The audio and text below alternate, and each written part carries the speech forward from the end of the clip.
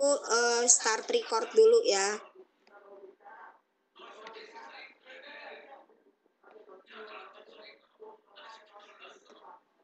Baik, kita mulai. Bismillahirrahmanirrahim. Assalamualaikum warahmatullahi wabarakatuh. Selamat pagi dan semangat pagi sahabat Sadar Igi, Bapak Ibu guru hebat, serta adik-adik sekalian yang pagi ini sudah join di event meeting Sadar Igi. Selamat bergabung, saya ucapkan salam virtual, salam pendidikan. Alhamdulillah, puji syukur kita panjatkan kehadirat Subhanahu wa Ta'ala ya, karena pagi ini kita kembali masih diberi kesempatan, diberi kesehatan, kekuatan, sehingga kita bisa mengikuti kegiatan Vikon Edukasi yang dilaksanakan oleh Sadar Igi di edisi spesial Corona pagi ini, tepatnya hari Sabtu tanggal 4 April 2020. Sadar Igi sebagai tayangan video conference edukasi senantiasa menginspirasi negeri, dan pagi ini mempersembahkan edisi spesial bagi sahabat Sadar Igi se-Nusantara. Sebagai bentuk kepedulian terhadap kondisi dunia saat ini berkaitan dengan adanya pandemi COVID-19. Dan sebagaimana kita ketahui, pandemi virus corona atau COVID-19 ini semakin meluas ya di Indonesia. Penambahan jumlah kasus positif pun setiap harinya itu bertambah. Penyebaran virus ini di Indonesia sangat cepat dan bisa mengenai siapa saja tanpa pandang bulu. Nah, ini tentu menjadi keprihatinan kita semua, terutama pemerintah ya. Dan sebagai upaya antisipasi penyebaran yang semakin meluas, itu Bapak Presiden Indonesia mengeluarkan himbauan bahwa Indonesia berada dalam masa tanggap darurat wabah COVID-19. Nah, dengan kondisi saat ini, tentunya kita bekerja dari rumah, belajar dari rumah, kita ibadah juga di rumah. Sekarang dampaknya hampir semua orang tuh, semua masyarakat Indonesia itu aktivitasnya sekolah belajarnya di rumah, ibadah juga di rumah. Masyarakat juga mulai menjaga jarak dengan sesama, kemudian menjauhi pusat-pusat keramaian. Tapi demikian kita juga masih melihat ya banyak masyarakat yang tidak mengindahkan loh himbauan pemerintah. Kenapa? Itu dikarenakan kurangnya pemahaman tentang COVID-19. Dan masa tanggap darurat wabah COVID-19 sampai saat masih berlanjut. Hampir semua institusi kan itu mengeluarkan edaran perpanjangan beraktivitas dari rumah. Nah, untuk melaksanakan himbauan pemerintah itu sebagai bagian dari masyarakat umum, sebagai bagian dari lingkungan pendidik, tentunya dituntut bisa memiliki pemahaman yang lebih dalam dan luas pandemi COVID-19 ini. Kemudian nantinya kita bisa menghindari penyebarannya. Nah, kita juga merancangnya dalam suatu media belajar ya tentunya. Kita mengincludekan materi COVID-19 ini. Nah, untuk kita bisa mengetahui lebih jauh tentang materi ini, gejalanya, kemudian bagaimana menghindari. Pagi ini, Sadar Igi di edisi spesial Corona mengundang seorang narasumber yang berkecimpung di dunia pendidikan dan kesehatan, yang nanti akan memberikan pengetahuan dan pencerahan kepada sahabat Sadar Igi tentang COVID-19. Beliau adalah Bapak Dr. Dito Nurogo MSc. Selanjutnya tentang beliau, penulis. Kalau yang saya baca di sisinya begitu banyak karya-karya yang publikasi ilmiah maupun artikel ya. Dr. Dito ini penulis 20 buku. Salah satunya itu adalah The Art of Design. Dan ratusan ya, kalau tidak salah 333 karya yang publikasi di media massa lokal, nasional hingga jurnal internasional. Dan Dr. Dito juga pernah menjadi delegasi Indonesia untuk Italia dan training HIV/AIDS, training kesehatan reproduksi, bank darah ke Hungaria. Beliau juga memiliki sertifikat kegawat daruratan, trauma dan neurologi, herbal dan tanaman obat, jurnalistik, PWI. Nah, jadi lumayan ya, luar biasa Dokter Dito ya prestasinya. Kemudian beliau juga pembelajar medis kesehatan, kearifan lokal, sel puncak, kepemimpinan, pemberdayaan penguatan perempuan dan organisasi dunia digital ya, literasi dan riset. Ini ada bahasa-bahasa yang saya mungkin belum paham ini dari dunia kesehatan. Nano immunobiotechnomedicine, hematopsikiatri. Tidaknya terlibat loh dok membacakan si dokter nih. Kemudian beliau juga manajemen bencana ya, anak berkebutuhan khusus, sastra dan filsafat. Nah, Dokter Dito ini itu suka dengan filateli, numismatik, hareminologi, poliglot. Kemudian beliau mendapatkan CMA dari Harvard Oxford University, John Hopkins ya. Beliau berpengalaman di lebih dari 20 organisasi, dia baik sebagai pendiri, kemudian inisiator, ketua, sampai menjadi anggota. Alumnus S2 IKD Biomedis Fakultas Kedokteran University Gajah Mada.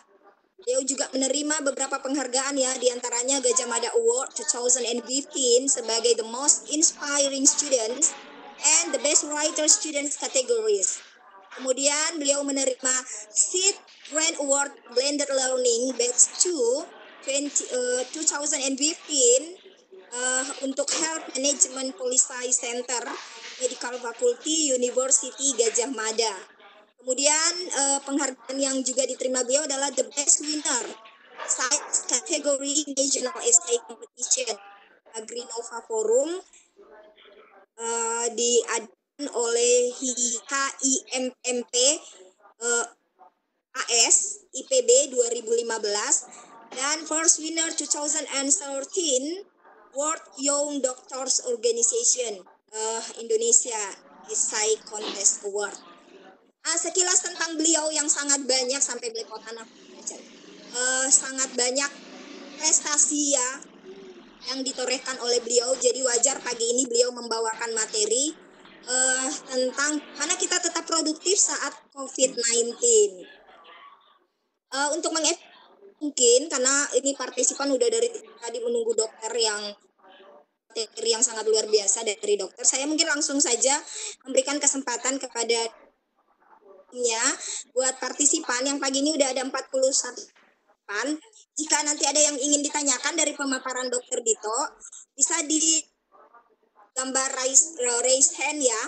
Kalau ingin berinteraksi dengan dokter, kita beri kesempatan yang mau berinteraksi langsung dengan Dokter Dito, nanti boleh klik aja gambar raise hand. Nanti saya memberikan merah baru partisipan berkomunikasi langsung. Atau kalau ingin menulis-nulis saja, silakan tuliskan pertanyaannya di kolom chat, nanti saya bantu untuk membacakan. Dan mohon kesediaannya yang baru hadir untuk mengisi presensi. Terima kasih ya. Selanjutnya saya serahkan kepada Dokter Dito untuk memaparkan materinya. Silakan Pak Dokter. Baik, Assalamualaikum warahmatullahi wabarakatuh. Waalaikumsalam warahmatullahi wabarakatuh. Apa kabar sahabat semuanya, Bapak Ibu sekalian yang dirahmati Allah Subhanahu wa taala. Pada pagi yang cerah dan berbahagia kali ini, saya Dr. Dito Anurogom, Magister Sains, dosen tetap di Fakultas Kedokteran dan Ilmu Kesehatan Universitas Muhammadiyah Makassar, Sulawesi Selatan, Indonesia. Dengan ini akan membawakan presentasi tetap produktif saat pandemi COVID-19. Ya, jadi sekilas CV saya tadi sudah dibacakan oleh moderator yang luar biasa juga. Belum terlihat. Oh iya, materinya belum terlihat ya? Belum share screen. Ya, share screen dulu, Dok.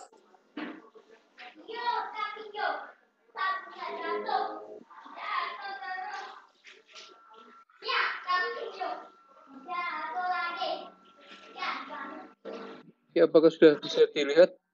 Belum Dok, lagi proses. Oke, udah Dokter, silakan Dok, lanjut. Cara dari Sudah. web langsung. Iya. Ya, sudah dok, udah nampak dok. Silakan dokter. Iya.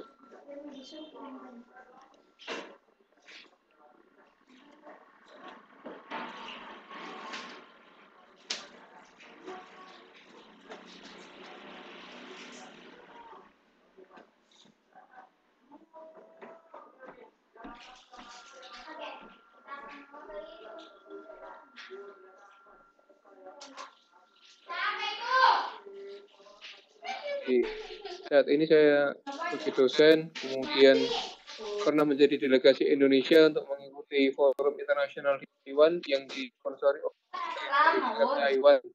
Dan saya pernah menjadi tingkat nasional tahun 2019. Saya sebagai penulis dosen atau opini baik di media chat online tetap penulis puluhan tulisan.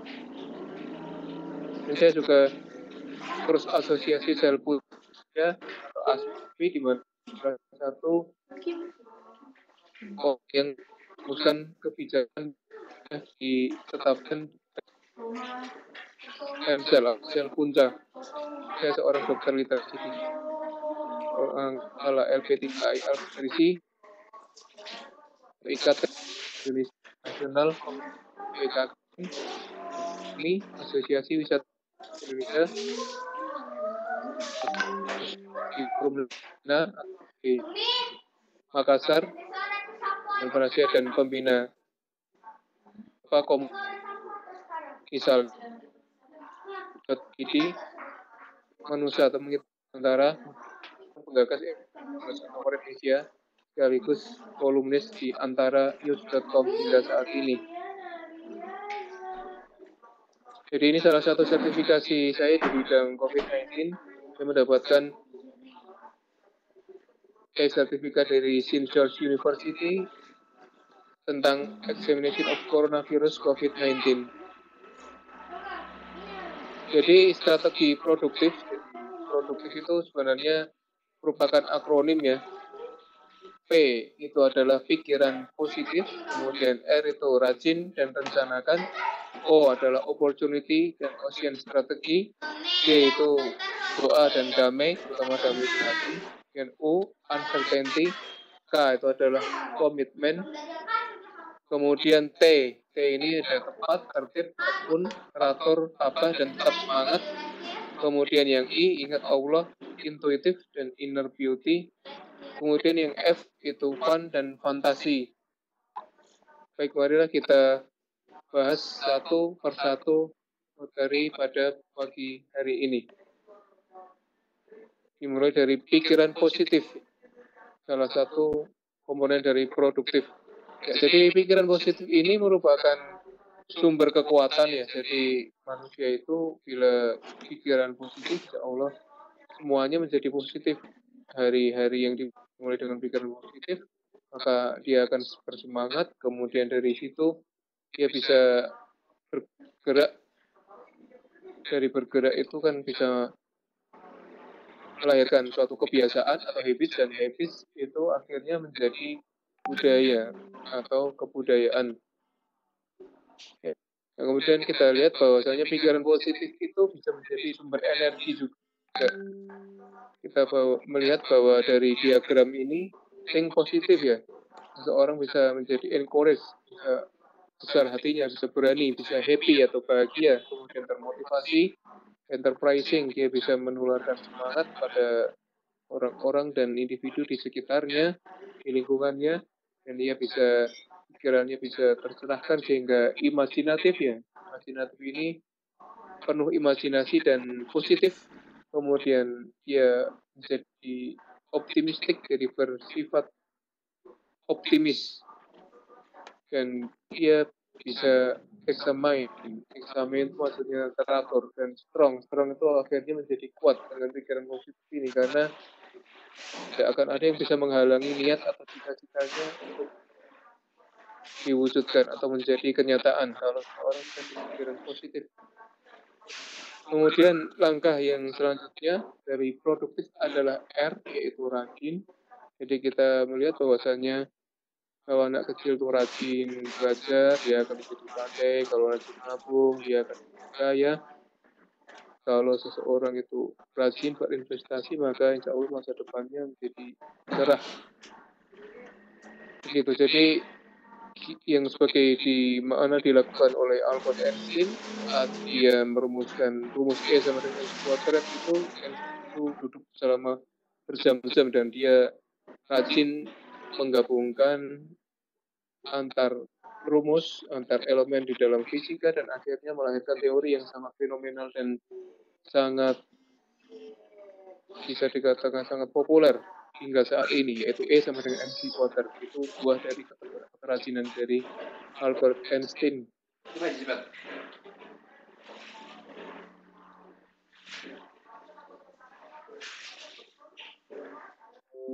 Ya, jadi komponen R lainnya adalah rencanakan ya.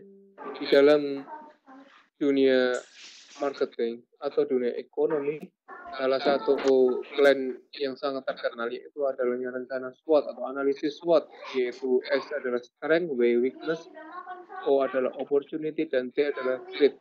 S adalah strength atau kekuatan. Jadi ada kita misalnya sebagai pemilik perusahaan, maka orang harus berpikir apa yang bisa dilakukan perusahaannya itu secara baik dan benar. Apa yang sebagai individu, maka seseorang itu harus bisa memahami dan mengetahui apa saja yang menjadi potensi, passion, bakat, kekuatan yang ada pada dirinya sendiri. Kemudian masih dalam komponen S yaitu strength, seseorang hendaknya memiliki berbagai macam kualitas yang bisa membedakan atau membuat Anda menjadi unik dibandingkan para pesaing atau kompetitor Anda. Kalau pada tahap individu, maka Anda sebaiknya menjadi individu yang sangat unik dengan segala kekuatan Anda. Kemudian, maksimalkan semua potensi, passion, kemudian internal resources atau sumber daya yang terpendam di dalam diri, di dalam jiwa, di dalam pikiran. Misalnya saja soft skill, kemudian hard skill, ilmu pengetahuan, pengalaman, dan juga berbagai macam kompetensi diri yang dimiliki saat ini. Dan jangan lupa bahwasanya semua individu, semua orang, semua perusahaan itu pasti yang namanya tangible asset atau harta karun yang berwujud ataupun intangible atau yang tidak berwujud. Kalau tangible asset itu misalnya saja properti atau kekayaan intelektual, kapital, proprietary teknologi, dan sebagainya. Kemudian pada komponen W atau weakness dalam bahasa Indonesia adalah kelemahannya. Jadi bila Anda seorang pemilik perusahaan, maka berpikirlah segala hal-hal yang menjadi kekurangan atau yang masih perlu ditingkatkan dari perusahaan Anda. Apabila Anda seorang individu, maka sebaiknya Anda memahami kelemahan Anda untuk kemudian meningkatkan menjadi kekuatan. Karena kelemahan itu adalah awal mula dari kekuatan apabila kita bisa memberdayakannya serta memaksimalkan potensi dari kelemahan kita. Berpikirlah tentang kompetitor yang boleh jadi mereka berperilaku atau melakukan segala sesuatu dengan lebih baik, lebih produktif, lebih inovatif daripada Anda. Sehingga apapun hal yang Anda lakukan, seharusnya Anda memiliki nilai lebih atau value dibandingkan kompetitor atau orang lain. Sehingga pada akhirnya kelemahan-kelemahan diri Anda atau perusahaan Anda itu bisa tertutupi dengan adanya usaha atau upaya yang maksimal itu. Kemudian jangan lupa bahwasanya semua orang atau perusahaan pastilah memiliki resources limitation atau keterbatasan sumber daya. Nah, permasalahannya adalah bagaimana mengatasinya. Kemudian bagaimana dengan sumber daya yang minimal tetapi dapat menghasilkan produktivitas yang maksimal. Itu yang menjadi inti permasalahannya. Hal lain adalah unclear unique selling proposition, posisi penjualan yang unik dan belum jelas. Jadi target pasar atau market saat ini terus terang belum jelas, apalagi di tengah pandemi COVID-19 ini. Semuanya serba belum jelas kapan akan berakhirnya. Kemudian target atau pangsa pasar yang tadinya tampak menjadi tidak tampak karena banyak yang dilakukan melalui dunia internet atau online. Mari kita beralih ke faktor O atau opportunities. Ya, jadi kita melihat banyaknya opportunities atau peluang, banyaknya pasar underserved untuk produk-produk yang spesifik, dan kita juga bisa memberikan atau kita bisa menjual kompetensi atau kemampuan kita yang spesifik dan unik melalui dunia digital atau marketingnya melalui internet. Dan ini merupakan peluang yang sangat besar karena masih adanya sedikit kompetitor di area ini. Karena area ini adalah daerah yang menjadi kekuasaan atau menjadi keahlian kita. Kemudian hal lain dari opportunities atau kesempatan adalah emerging need for your products or services. Maksudnya adalah kebutuhan yang sangat besar atau mendesak atau jasa pada orang lain. Dan ini bukan hanya bisa dilakukan oleh perusahaan, melainkan juga oleh diri Anda sendiri. Hal lainnya tentang opportunities adalah press or media coverage of your company. Jadi jangan lupa bahwa Anda bisa menjual diri Anda atau perusahaan Anda melalui media. Dan hal yang paling sederhana dari strategi marketing atau personal branding itu adalah Anda lakukan melalui media sosial yang sekarang marak. Misalnya, bisa Anda men-share apa yang sudah Anda lakukan hari ini melalui Instagram, melalui Facebook, melalui Twitter, melalui Telegram, atau media sosial lainnya. Alangkah lebih baik bila Anda memiliki jaring atau koneksi wartawan sehingga kegiatan Anda bisa diliput lalu diberitakan baik melalui media cetak maupun melalui media online. Komponen T dari SWOT analisis adalah threat atau ancaman. Pada komponen threat ini, ada beberapa hal yang perlu menjadi perhatian kita semua. Misalnya emerging competitor, yaitu banyaknya kompetitor yang juga bersaing dengan perusahaan. Bila Anda orang direktur perusahaan atau pemilik perusahaan, bila Anda sebagai individu yang juga berkompetisi untuk memenangkan persaingan di dalam kehidupan ini. Dan komponen lain dari threat atau ancaman adalah changing regulatory environment. Maksudnya adalah lingkungan, peraturan, dan juga kebiasaan itu bisa berubah.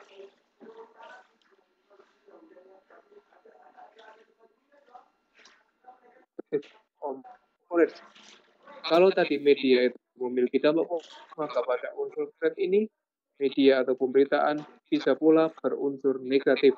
Jadi, media atau berita itu memiliki dua sisi, bisa sisi positif maupun sisi negatif.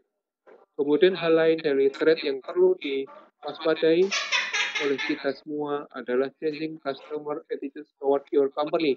Jadi perubahan perilaku customer, segmentasi pasar, behavior atau perilaku dari konsumen atau pelanggan saat ini menjadi begitu unpredictable atau sangat sulit sekali untuk diprediksi atau diperkirakan karena berbagai macam multifaktorial.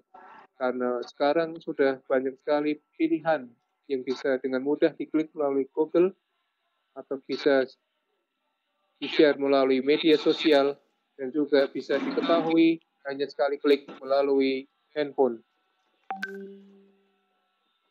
Masih pada R dari perumusan produktif, yaitu rencanakan. Untuk merencanakan segala sesuatu, maka kita memerlukan unsur smart, yaitu S, M, A, R, dan T. S yaitu specific, M adalah measurable, A adalah achievable, R yaitu relevant, dan T time bound. Mari kita bahas satu persatu unsur-unsur SMART berikut ini. S, specific. That's exactly what you want to accomplish. Who, what, where, and why. Jadi nyatakan dengan secara spesifik, tegas, nyata, dan secara jelas apa yang Anda ingin kembangkan, apa yang Anda ingin miliki, apa yang Anda impikan atau Anda tuju. Maka itu harus sangat spesifik, detail, dan tertarget sehingga bisa direncanakan dengan sangat terencana atau strategis. Kemudian dari unsur M yaitu adalah measurable, jadi terukur maksudnya, and evaluate the extent to which the goal met. Jadi bagaimana Anda bisa sekaligus mengevaluasi berbagai macam konten atau perluasan di mana tujuan itu akan bisa tercapai dengan sangat mudah dan dalam waktu yang sangat singkat. Kemudian unsur dari A atau achievable yaitu stretch and challenging goals within ability to achieve outcome. What is the action oriented verb? Maksudnya apa? Jadi perkuatlah dan hadapilah semua tantangan untuk menuju tujuan-tujuan dengan atau kompetensi yang Anda miliki mencapai hasil atau outcome yang Anda inginkan atau impikan. Kemudian apa saja target-target itu Anda sendiri yang tulis atau rencanakan di dalam buku harian atau diary Anda. Kemudian unsur R yaitu relevant. How does the goal tie into your key responsibilities? How is it aligned to objectives? Jadi relevan ini maksudnya adalah bagaimana Anda bisa mencapai tujuan itu sehingga tujuan itu secara tidak langsung atau memasuki alam bawah sadar Anda sudah menjadi responsibility atau menjadi tanggung jawab sehingga Anda melaksanakannya atau melakukan step by step action Anda, tindakan Anda, perbuatan Anda, dan habit atau kebiasaan Anda itu dengan penuh semangat, bahagia, ikhlas, dan tanpa paksaan atau sukarela. Kemudian itu semua relevan atau terkait dengan tujuan dari yang sudah Anda tetapkan dari awal. Unsur T dari SMART yaitu time bound. Set one or more target dates. The by when to guide your goal to successful and timely completion. Input deadline, dates, and frequency. Jadi seharusnya Anda memiliki waktu yang spesifik atau terikat oleh waktu.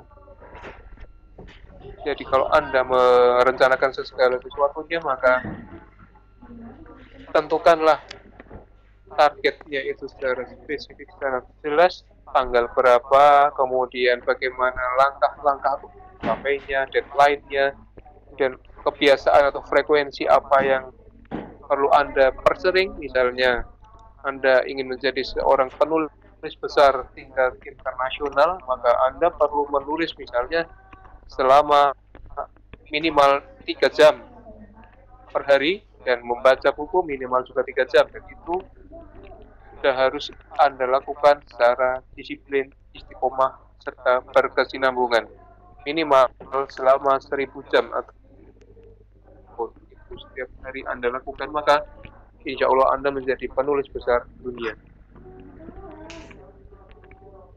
Mari kita memasuki unsur O dari produktif. O adalah opportunity. George Bernard Shaw mengatakan, don't wait upon the right opportunity, create it. Jadi jangan sekali-sekali Anda menunggu kesempatan yang tepat, tapi ciptakanlah. Jadi opportunity atau kesempatan atau peluang itu sebenarnya bisa kita ciptakan asalkan kita mau.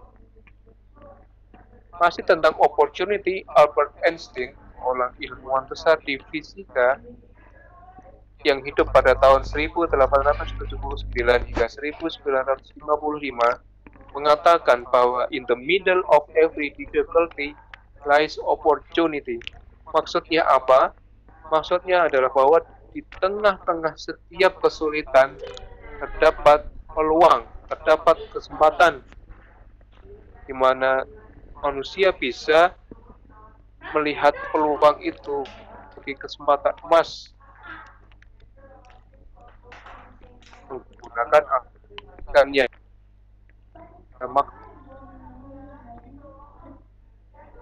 tentang kompetisi. Mari kita masuki unsur O dari kata produktif, yakni ocean strategi.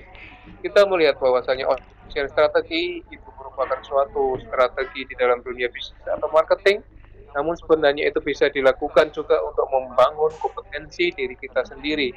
Baik, mari kita bahas, kita pahami bersama-sama strategi itu. Kita melihat di bahwasanya ada yang namanya conventional thinking dan ada yang namanya thinking. Terus dari berpikir konvensional,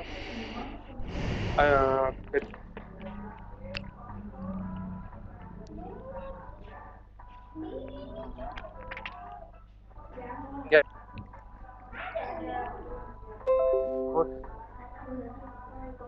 uang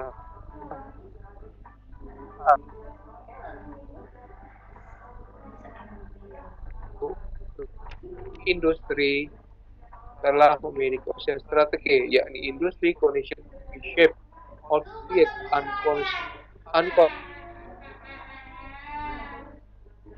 industri itu bisa diubah, bisa dibentuk, bisa sekreatif mungkin, terus melihat kondisi pasarnya, tapi juga bisa juga berbagai macam hal yang diinginkan pasar. Dan tentang strategi pada pola berpikir konvensional atau tradisional, companies must build competitive advantage to beat competition. Maksudnya apa? Harus membangun berbagai macam keuntungan untuk bisa memenangkan kompetisi atau persaingan. Namun dalam Blue Ocean Thinking strateginya adalah make competition irrelevant. Buat bahwa bagaimana jadi kompetisi itu tadi ini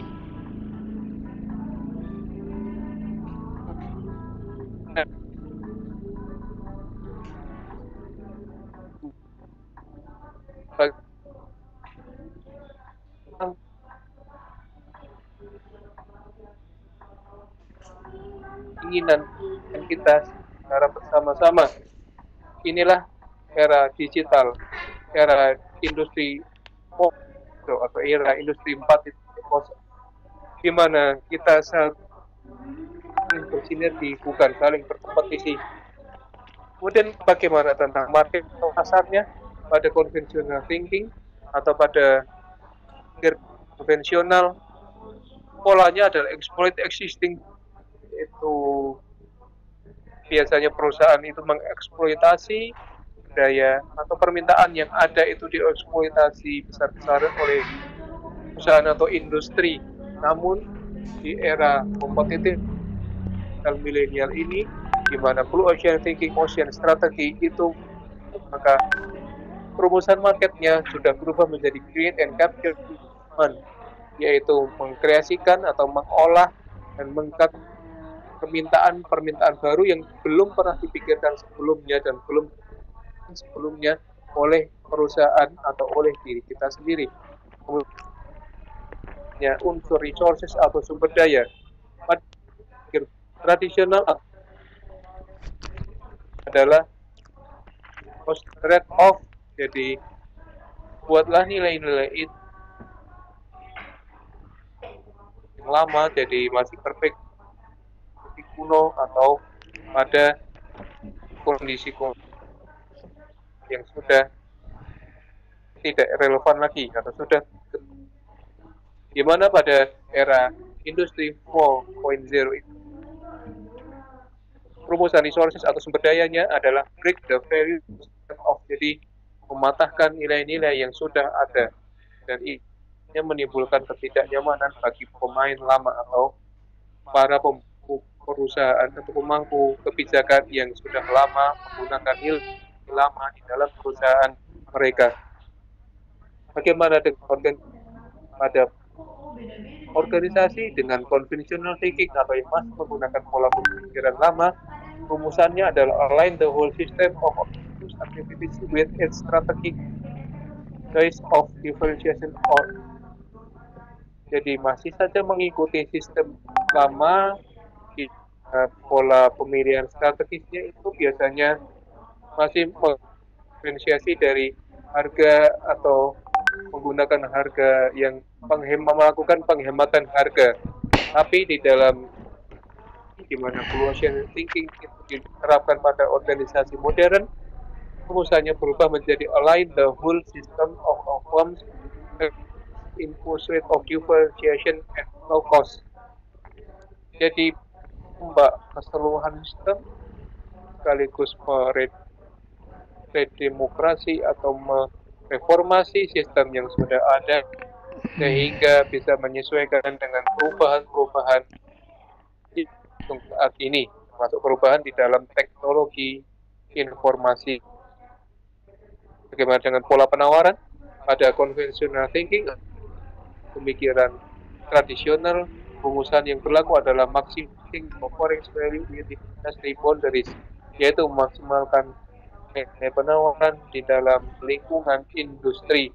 Namun di dalam di titik nol atau era digital milenial saat ini, pola penawarannya sudah berdasarkan blue ocean thinking yang berbasis ocean, yaitu offering buyers the total solution that transcends the industry. Maksudnya adalah menawarkan kepada pembeli solusi total yang bisa mentransendensikan atau yang bisa memajukan industri Anda.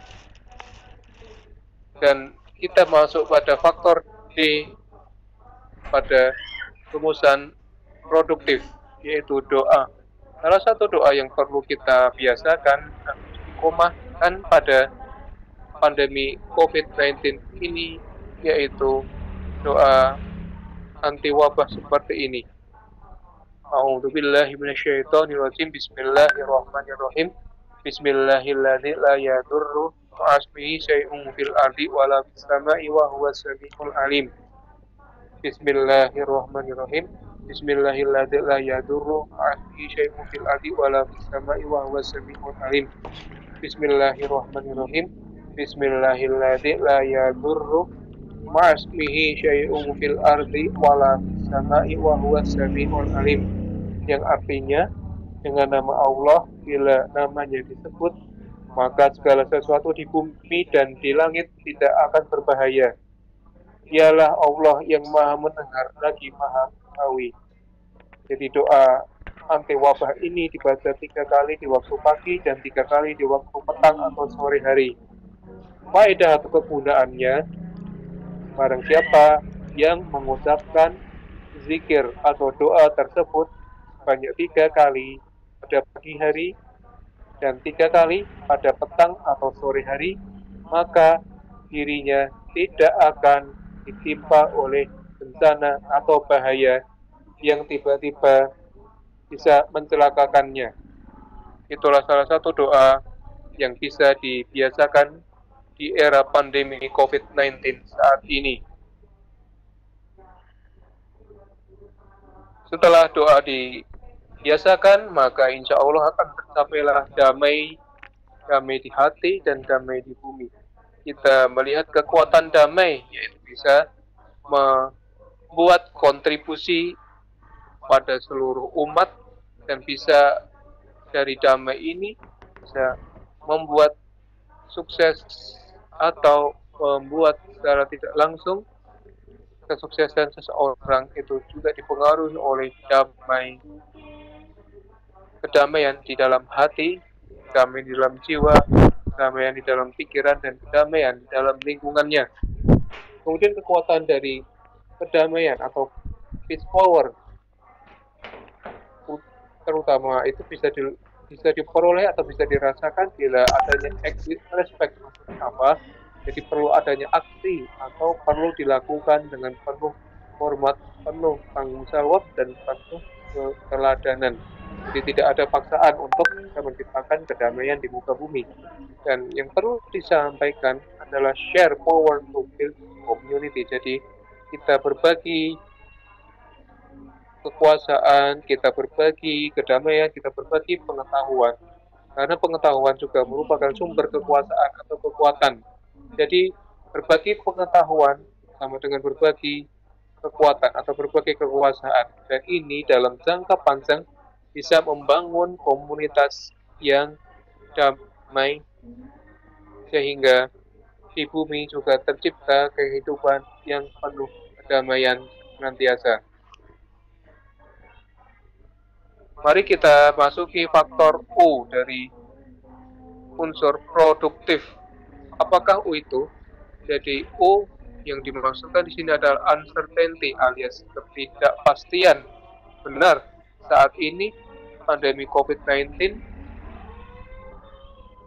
begitu terasa sekali, orang banyak yang tidak pasti bagaimana nasib ke depannya, tidak pasti kapan berakhirnya, tidak pasti bagaimana regulasinya, kemudian tidak pasti bagaimana sumber nafkahnya, dan dia juga akan berbelanja juga tidak pasti apakah dia akan tertular atau tidak, dan siapa juga yang akan positif apa negatif, itu semuanya serba tidak pasti.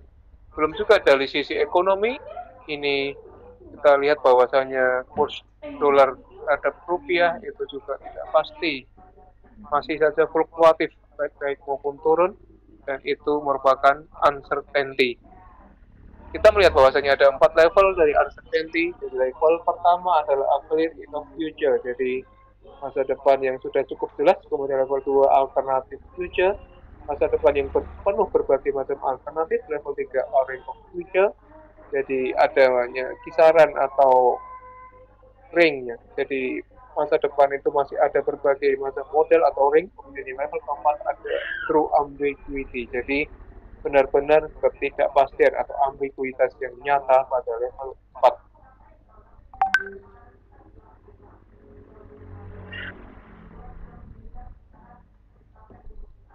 Kemudian uncertainty ini ternyata memiliki siklus.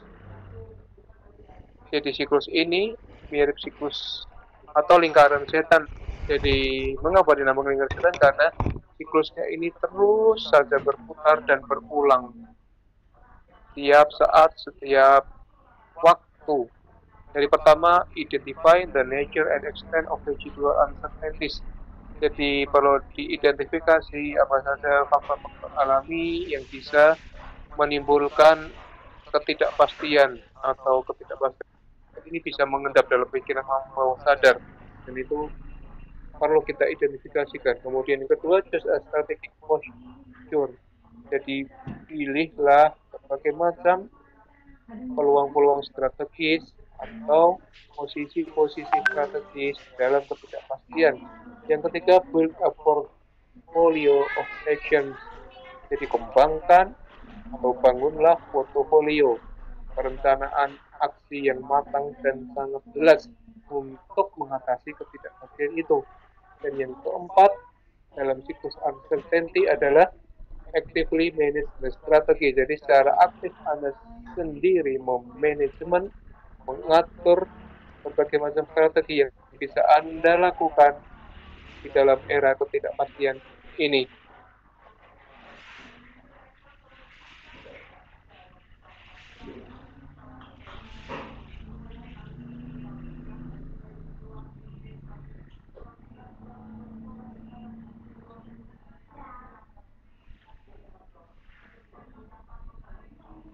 Apakah materi saya bisa didengar dengan jelas?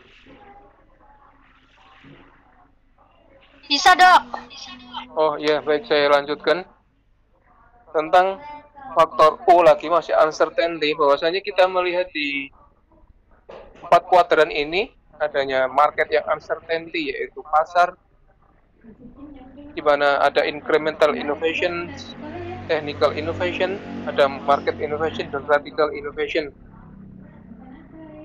kita melihat dari yang high atau ketidakpastiannya berunsur tinggi sekali, yaitu market innovation pada kuadran kiri atas.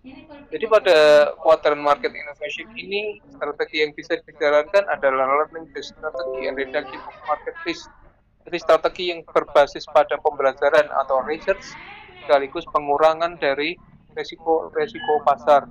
Pada radical innovation, di mana ketidakpastian pada pasar itu sangat tinggi, maka strateginya adalah learning based strategy for all areas or functions. Maksudnya kita melakukan pengembangan strategi yang berbasis pada pembelajaran atau riset dan inovasi untuk semua area atau fungsi. Itu yang namanya radical innovation.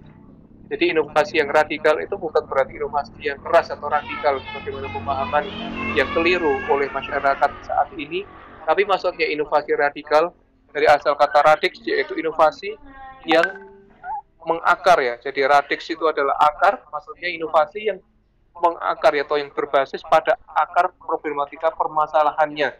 Jadi kalau inovasi itu sudah targeted atau sudah bersifat radikal atau langsung menuju ke akar atau inti permasalahannya, maka insya Allah ketidakpastian bisa tertanggulangi atau teratasi. Namun tentunya ini memiliki risiko yang sangat tinggi karena market uncertainty-nya juga bersifat high atau sangat tinggi. Lalu bagaimana dengan low atau incremental innovation, di mana teknologinya juga low, maka strateginya dalam proses and quantitative based business as usual focus on external technique. Jadi yang bisa dilakukan adalah strategi bisnis seperti biasanya yang berbasis pada kuantitatif dan juga berfokus pada teknik-teknik eksternal. Maksudnya ini masih ketergantungan pada faktor-faktor luar, misalnya saja faktor regulasi, kebijakan, faktor ekonomi, politik, budaya, dan juga adanya pengaruh-pengaruh di luar, jadi dari luar atau di luar perusahaan atau di luar negara Indonesia. Itu yang dimaksud dengan incremental innovation.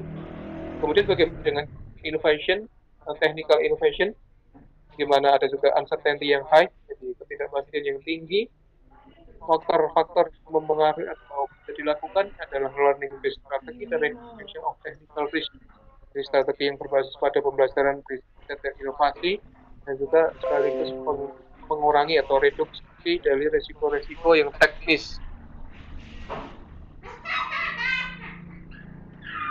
Mari kita masuki unsur K di unsur produktif, yaitu K adalah komitmen.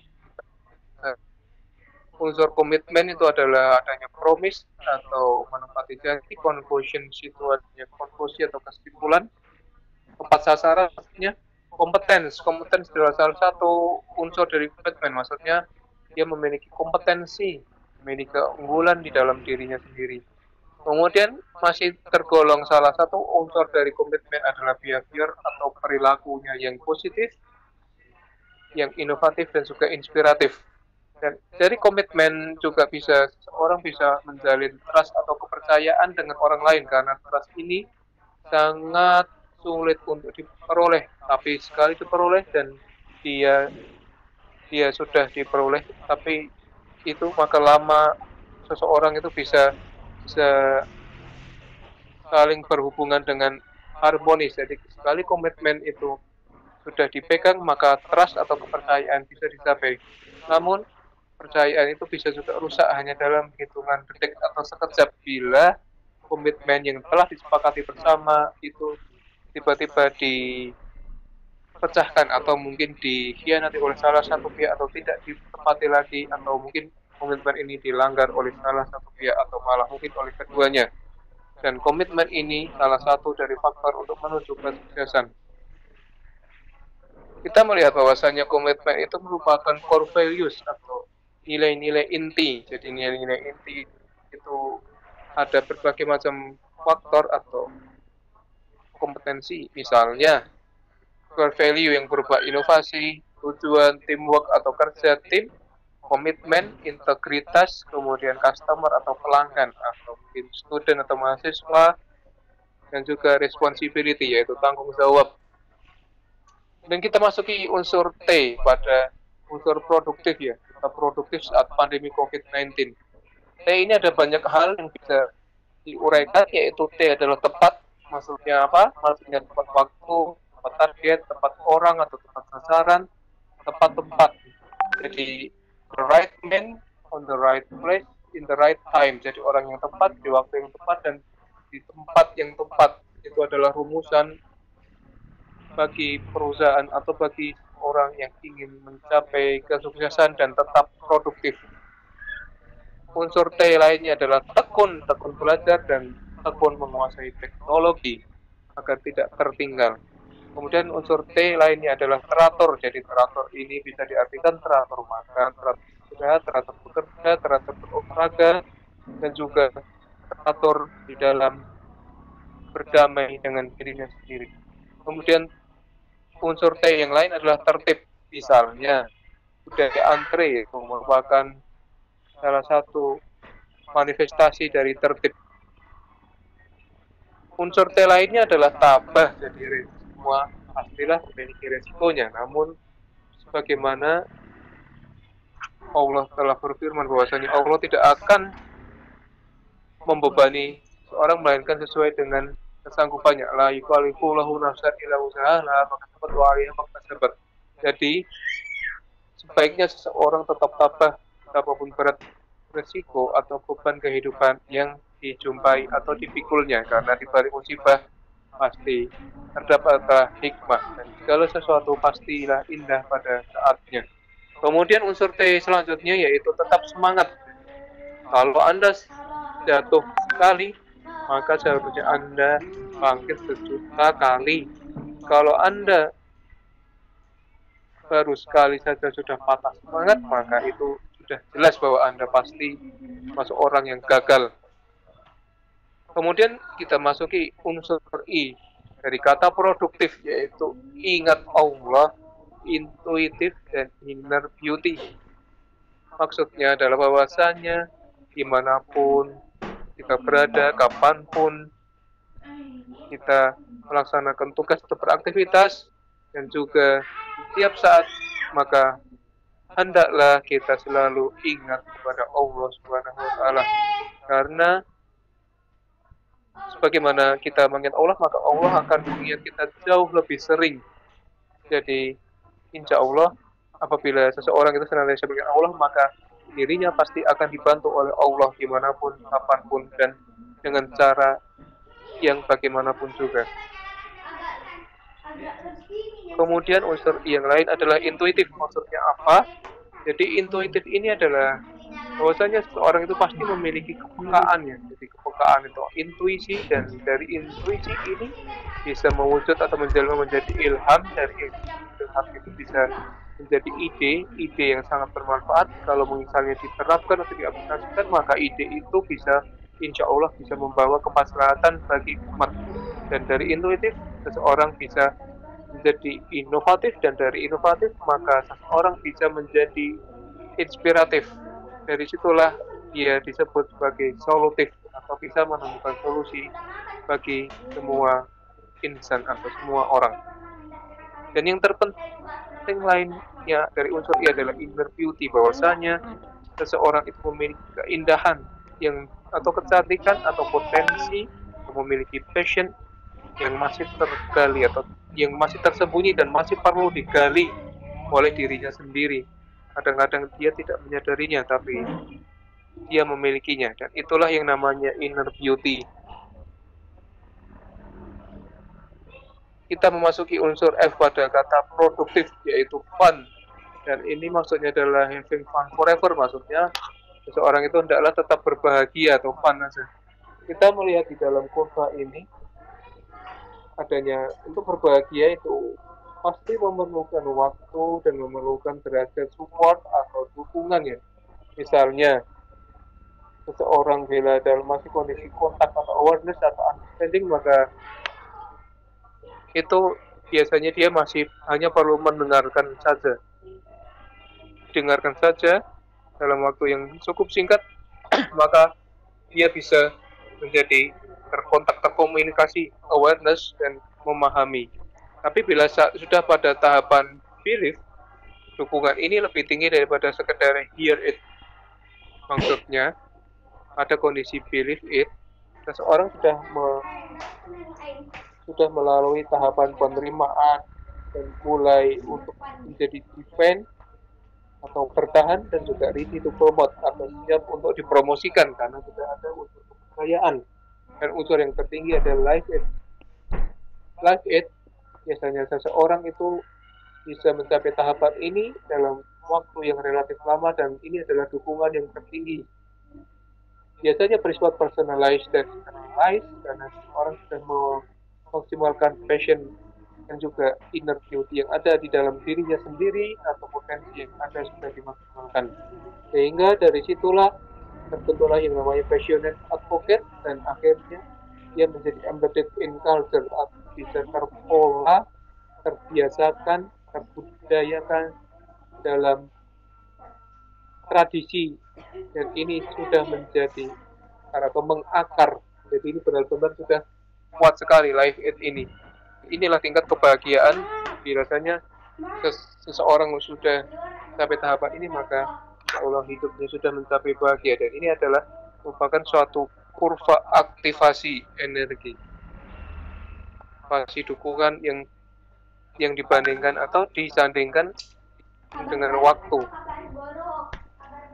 Dan kita melihat sebelah kanan adanya unsur fun yaitu isi kita hendaklah kemana kita akan pergi itu membuat semua orang customer, kemudian student kalau dia seorang dosen atau pelanggan itu smile atau tersenyum. City with the position around the focus of our customer. We have what to do to make our new vision it what we are concentrating on doing exactly that. Our purpose why we exist connecting you, getting possibilities and changing lives. Dan ini tujuan mengapa kami ada adalah mengkoneksikan Anda, maksudnya seseorang itu akan berbahagia bila dia terkoneksi antar individu. Dia bisa menciptakan berbagai macam possibility atau kemungkinan dan akhirnya bisa mengubah kehidupan ini menjadi lebih bermakna, lebih baik dan lebih damai serta lebih sejahtera. Everyone should know why they get up in the morning. Yes, or reason. Jadi semua orang hendaklah memahami apa yang menjadi alasannya terbangun pagi hari dan itulah yang menjadi alasan individu untuk membahagiakan orang lain. Kemudian strategi yang diciptakan adalah what we need to do. This is everything we are doing with the 5 simple points. Professional promoters by dramatically improving the customer experiences, actively create an environment to all people to excel and grow. Jadi secara aktif menciptakan suatu lingkungan di mana orang bisa tumbuh dan berkembang serta memaksimalkan potensi yang ada di dalam dirinya.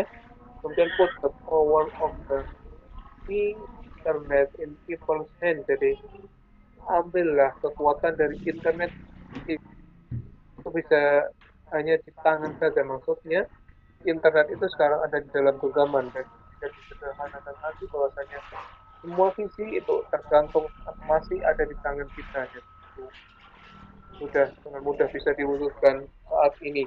Hal lainnya yang merupakan strategi untuk mencapai kebahagiaan adalah together through operational excellence. Kemudian speed, simplicity, and trust. Maksudnya adalah kecepatan, kesederhanaan, dan kepercayaan. Itu adalah how we need to do it. Jadi bagaimana kita bisa perlu untuk melakukannya. Termasuk menyederhanakan birokrasi tentunya. Dan ini kita melihat adanya 8 faktor kebahagiaan. Yang pertama adalah lack of suspicion and resentment. Was a major factor in unhappiness.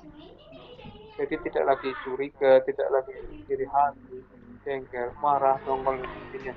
You're not living in the past. Jadi kita tidak hidup di masa lalu dan pernah menyesali tragedi yang berlalu dan biarlah yang berlalu itu berlalu.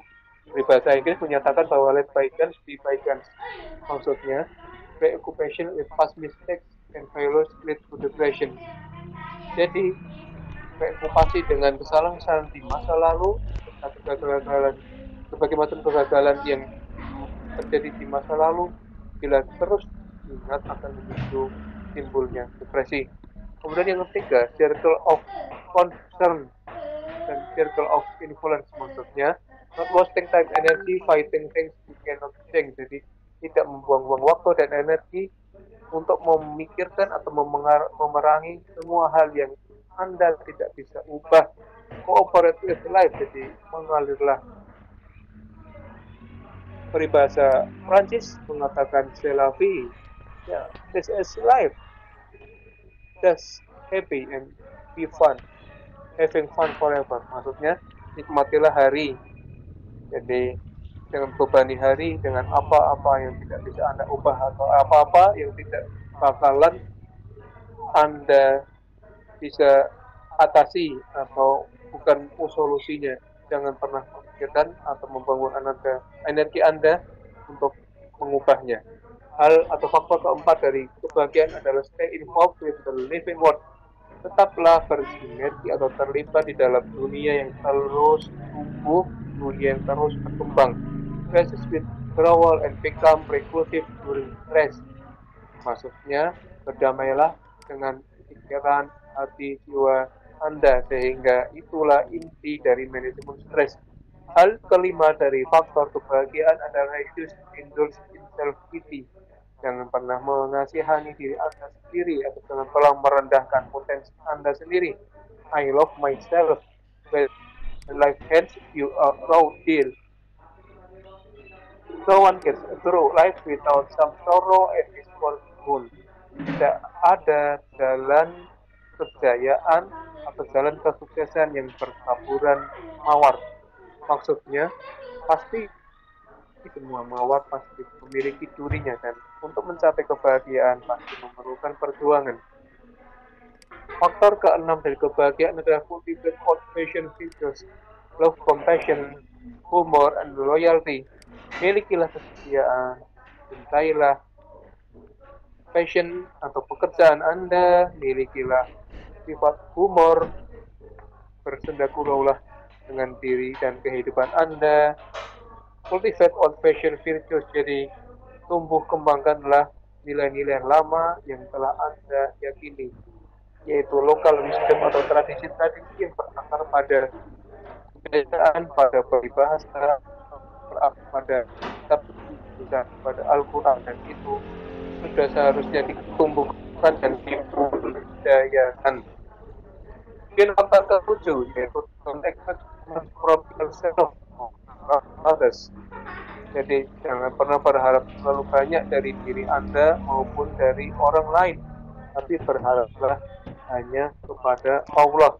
Get between expectation and ability as feeling of inadequacy. Jadi adanya gap atau jurang pemisah di antara harapan dan kemampuan itu merupakan perasaan di mana Anda bisa merasa putus asa atau merasa sedih.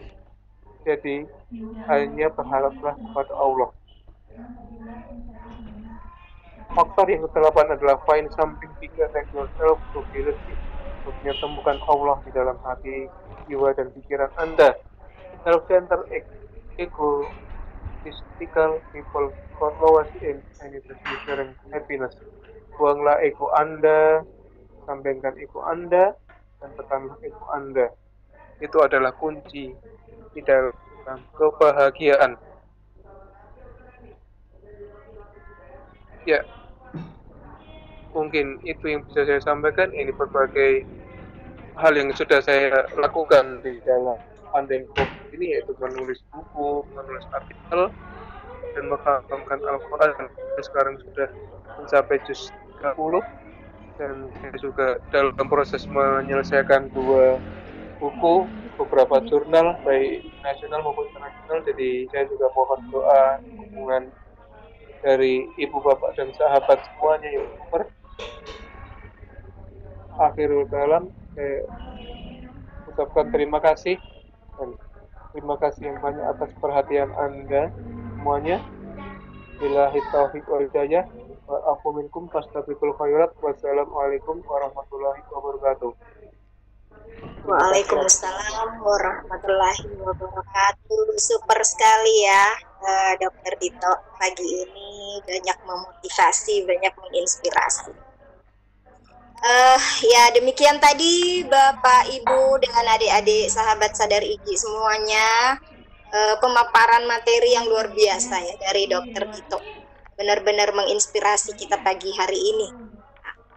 Selanjutnya setelah pemaparan materi kita masuk ke sesi diskusi ya. Waktunya kita berdiskusi pagi ini dari pemaparan materi yang ketengahkan oleh Dokter Dito tadi. Tentunya banyak hal-hal yang ingin kita tanyakan, banyak hal-hal yang ingin kita diskusikan. Mungkin berkaitan dengan materinya, kita tetap produktif di masa tanggap darurat COVID-19 saat ini. Mungkin saya kasih kesempatan yang raise hand dulu ya.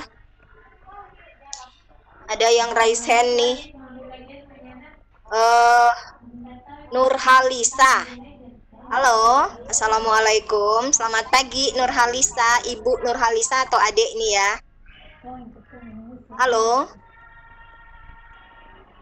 Halo Nurhalisa.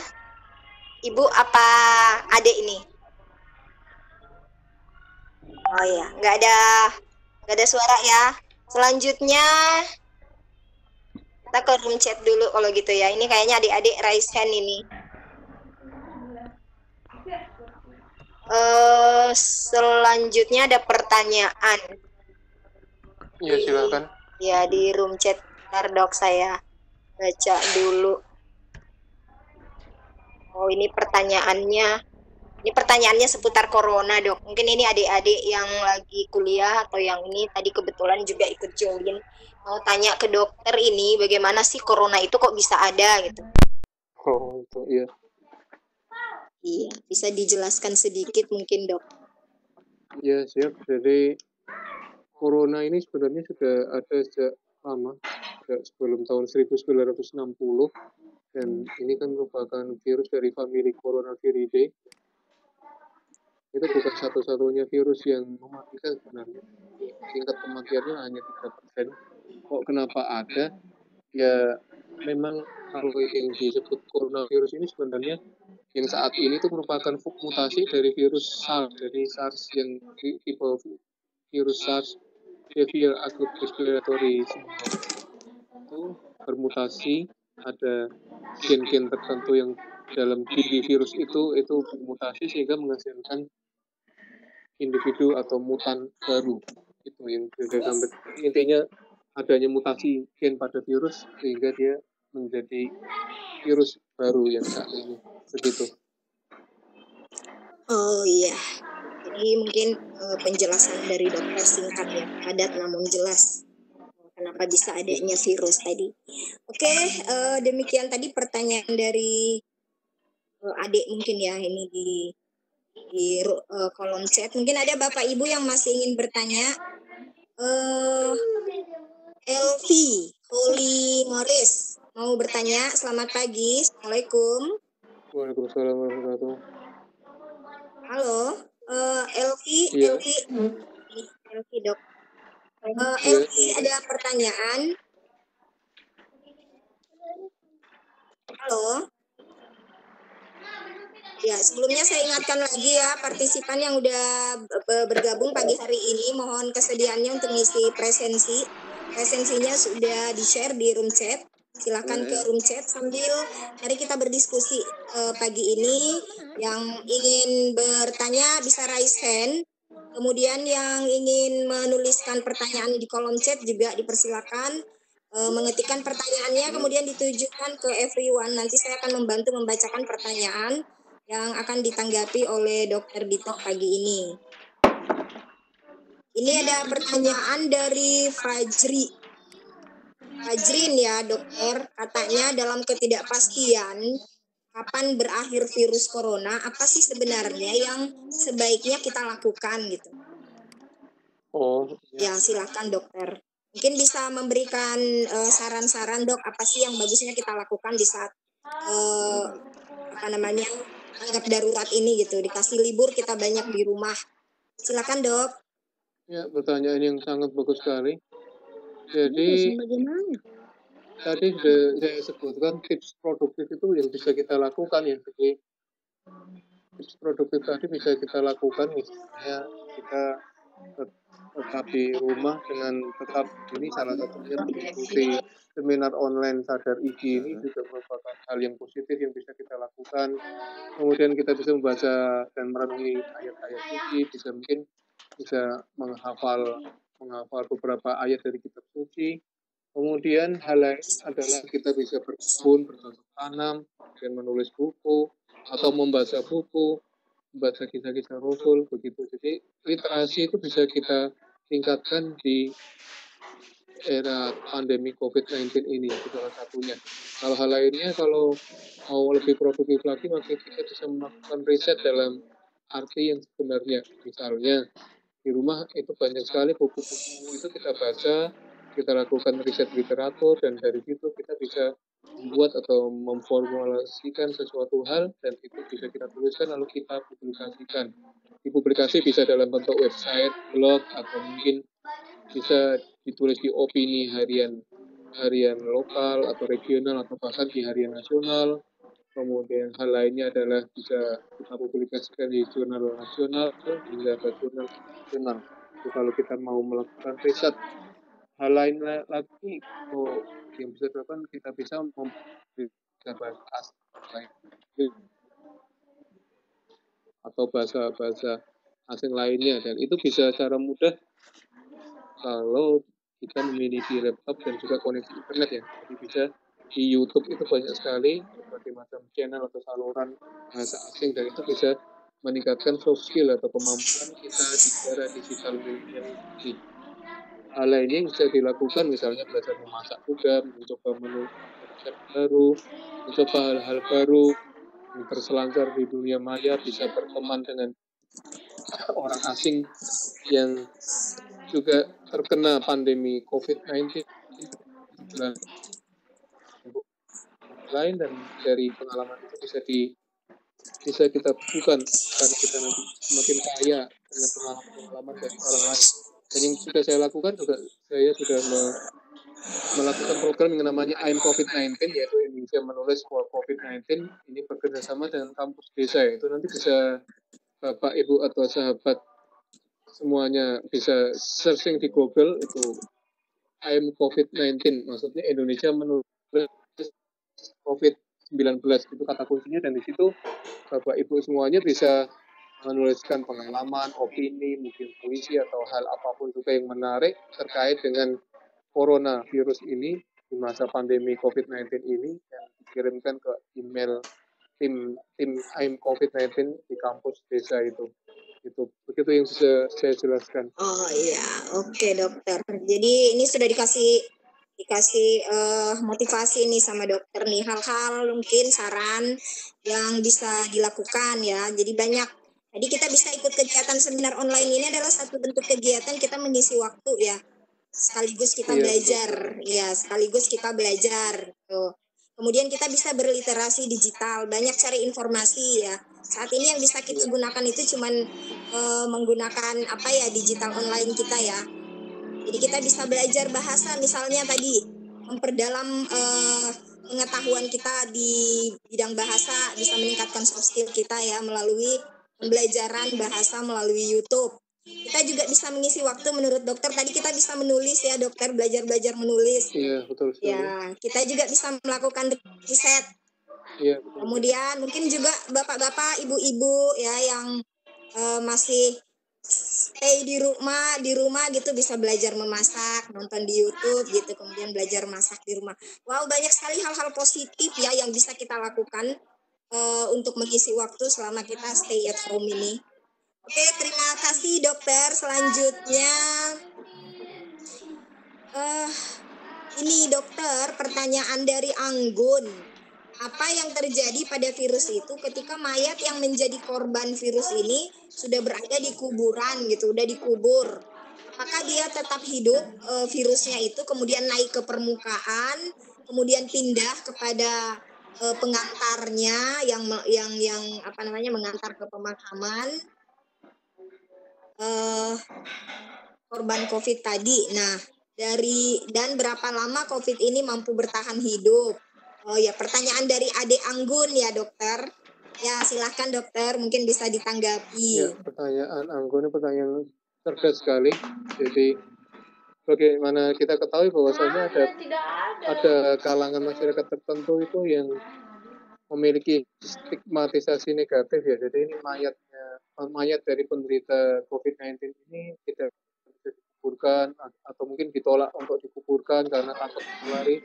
Tapi sebenarnya hal yang perlu diketahui oleh masyarakat Indonesia, tapi mungkin belum tersosialisasikan dengan baik adalah bahwasanya virus COVID-19 ini itu mudah sekali mati bila sudah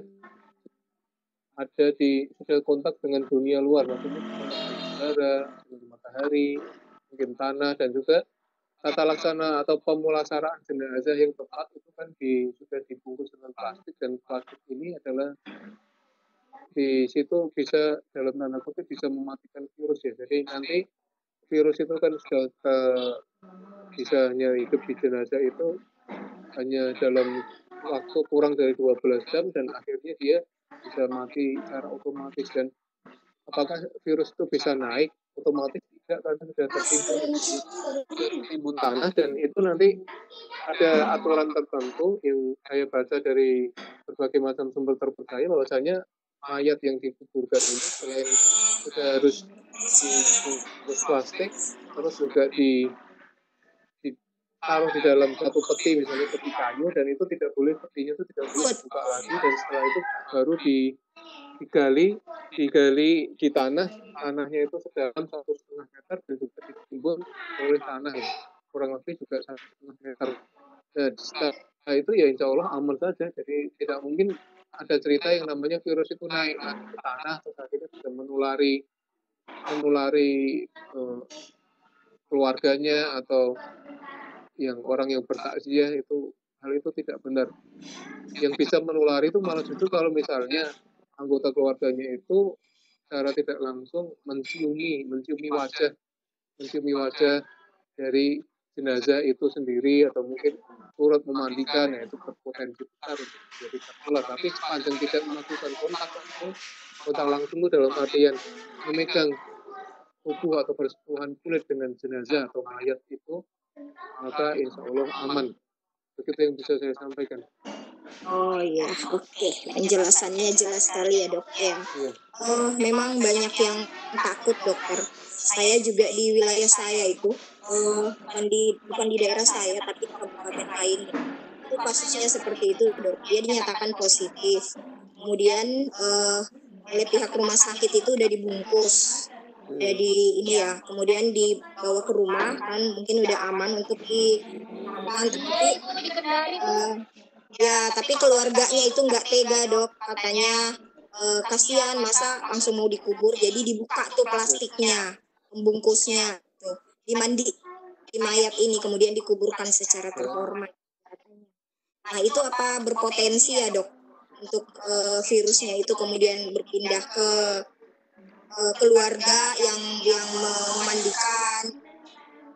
Ya kalau dibuka lagi ya sangat berpotensi untuk menular, karena memang sudah dibungkus tuh ya, dibungkus plastik, sudah dimasukkan peti ya, baiknya langsung atau segera atau secepat mungkin dimakamkan gitu. Jadi jangan ada kata-kata tidak apa itu, memang protapnya memang demikian. Jadi jangan dibuka lagi, apalagi dimandikan lagi ya, yaitu sangat besar potensi untuk penularannya. Gitu ya yang saya sampaikan. Iya, itu yang terjadi di daerah saya itu dok. Tapi kalau misalnya udah dibungkus gitu dok, dimakamkan oleh keluarga nggak apa-apa ya? Ya nggak apa-apa. Jadi dimakamkannya kalau bisa sudah ya dalam kondisi dibungkus plastik dan sudah dimasukkan dalam peti kayu begitu. Ya itu kan langsung bisa disolatkan tuh, atau sholat jenazah juga bisa. Meskipun hanya yang menyolatkan tuh, meskipun yang saya baca itu hanya satu orang, tapi juga bisa banyak orang gitu. Jadi sholat jamaahnya pun juga ada jaraknya ya, meter gitu, karena masih ada social distancing juga.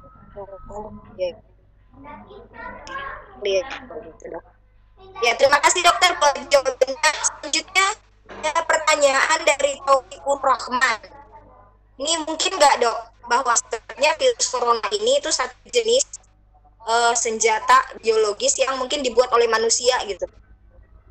Oh, iya. Jadi memang ada berbagai macam spekulasi atau teori juga, salah satunya dari teori konspirasi ya, menyatakan bahwa ini adalah senjata pemusnah massal yang dibuat oleh Cina. Iya. Tapi kalau yang saya baca dari jurnal ilmiah itu tadi yang saya nyatakan tadi bahwasanya virus ini ada karena akibat mutasi gennya. Jadi itu memang berlangsung secara natural atau alamiah.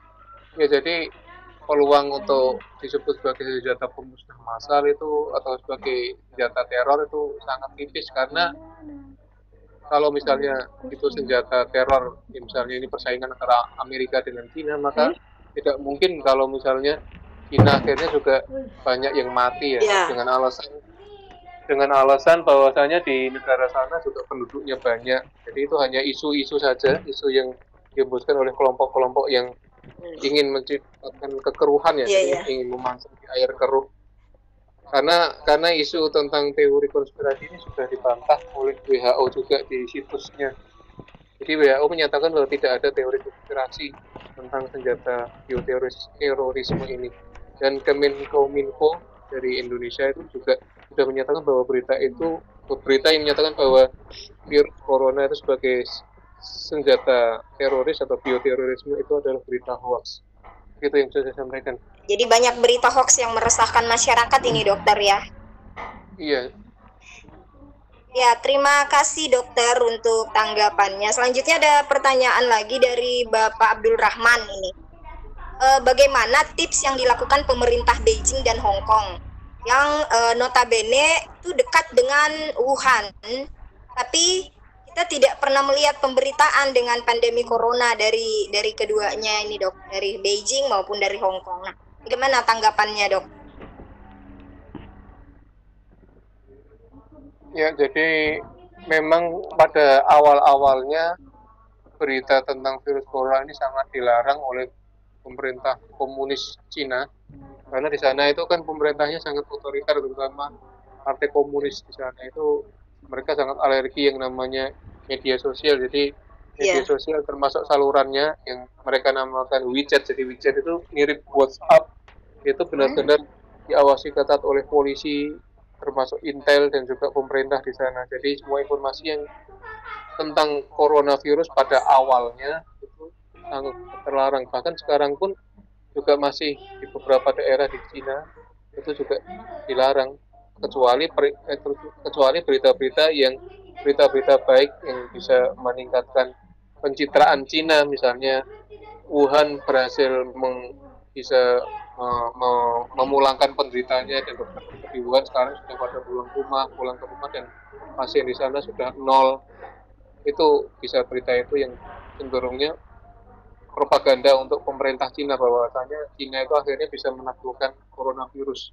Saya pikir kalau strategi mereka, karena mengapa mereka bisa berhasil hingga menekan sampai 0, bahkan pasien yang tadinya ribuan sekarang bisa ditekan, bahkan sudah tidak ada pasien, terutama di Wuhan, itu karena mereka tuh terkomando dalam satu komando pemerintah, dan mereka kan pemerintahnya bersifat otoriter komunis.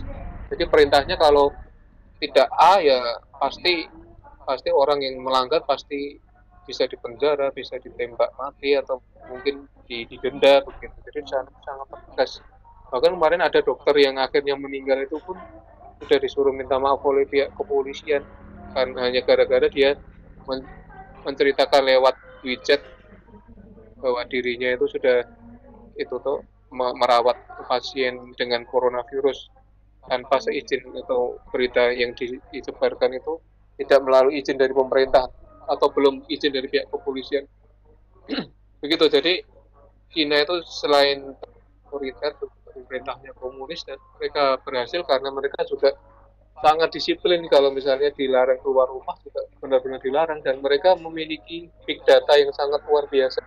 Big data itu maksudnya setiap individu, setiap orang di Cina itu sudah memiliki semacam BPJS atau kartu sehat, di mana kartu itu sudah terkoneksi dalam database secara nasional. Jadi misalnya saya di sini itu sudah bisa dipantau. Ini Dokter Dito itu pernah berkunjung ke Wuhan atau enggak, terus dari Wuhan pulang ke Bali atau ke Makassar atau ke Semarang atau ke Amerika dulu, dan dia menemui orang siapa saja, dan orang yang ditemui itu pernah sakit apa, sampai segitu detailnya riwayat kesehatan. Jadi dari situlah bisa pemerintah mereka bisa menciptakan suatu sistem yang sangat-sangat teratur, rapi, disiplin, yang berbasis teknologi, dan itu seperti negeri dongeng saja. Jadi Iya benar saya dok. pikir mereka sungguh luar biasa, dan masyarakatnya juga disiplin, dan tidak ada satupun yang istilah Jawanya double atau membangkang atau membantah. Berbeda dengan di Indonesia. Kalau di Indonesia kan sudah diperintah oleh Jokowi, malah Jokowi dijadikan kartun, anekdot, disindir lagi atau dibantah. Masih ada yang nekat Jumatan, ada yang bilang wah ini corona itu kan dari Allah, masa kita harus takut menghadapi makhluk ciptaan Allah gitu. Jadi negara kita itu agak unik juga menghadapi corona gitu. Kan begitu. Iya, betul ya dok. Canggih dan keren ya Cina mengatasi corona ini. Seandainya Indonesia juga bisa mengikuti seperti Cina ya, mungkin kita bisa menekan jumlah pasien yang terkena corona ini ya dokter. Iya, betul. Terima kasih dokter. Selanjutnya ini ada pertanyaan lagi ini. Harus saya lihat dulu. Mungkin ada Bapak Ibu yang ingin bertanya sambil saya membaca di room chat ini.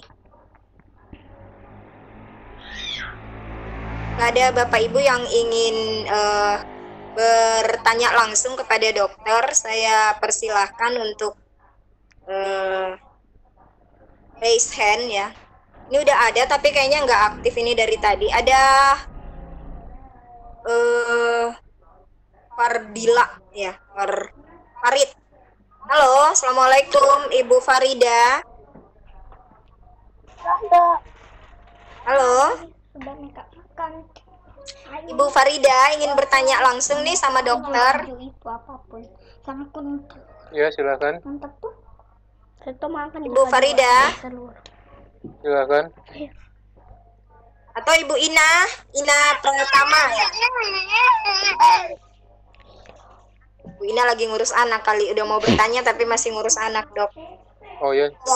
Bapak Ibu yang ingin mengajukan pertanyaan silakan, mungkin bisa raise hand, nanti saya menyampaikan langsung memberi kesempatan langsung untuk berkomunikasi dengan Dokter Dito pagi ini. Ya, Farida mungkin, Bu Farida.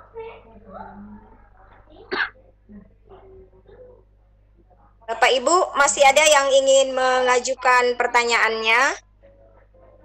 Silahkan. Saya juga sambil melihat di room chat ini.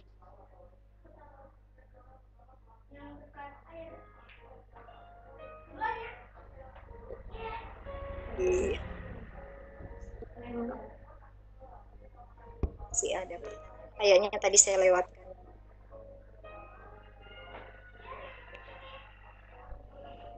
Ya, 2 pertanyaan tadi. Bagaimana cara mencegah COVID-19 ini, dokter? Mungkin mencegah penyebarannya, mungkin maksudnya nih. Ada pertanyaan tadi ini dari LVO ya. Tadi dia udah raise hand, dia tuliskan pertanyaannya. Bagaimana cara efektif gitu mencegah COVID-19 ini? Menurut dokter, silakan dok. Jadi cara mencegahnya itu kemarin sudah saya sebutkan, mungkin benar saya tampilkan lagi slide-nya yang kemarin. Ya, kemarin di Lontara ya, Dok. Oh iya, beda ya. Ya. Beda ya, ini sadar Igi, Dok.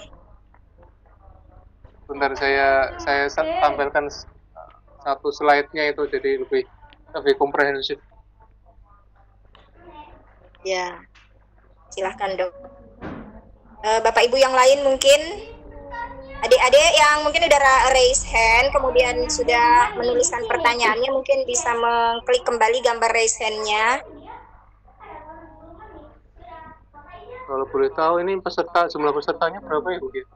Tadi 42 kalau nggak salah dok.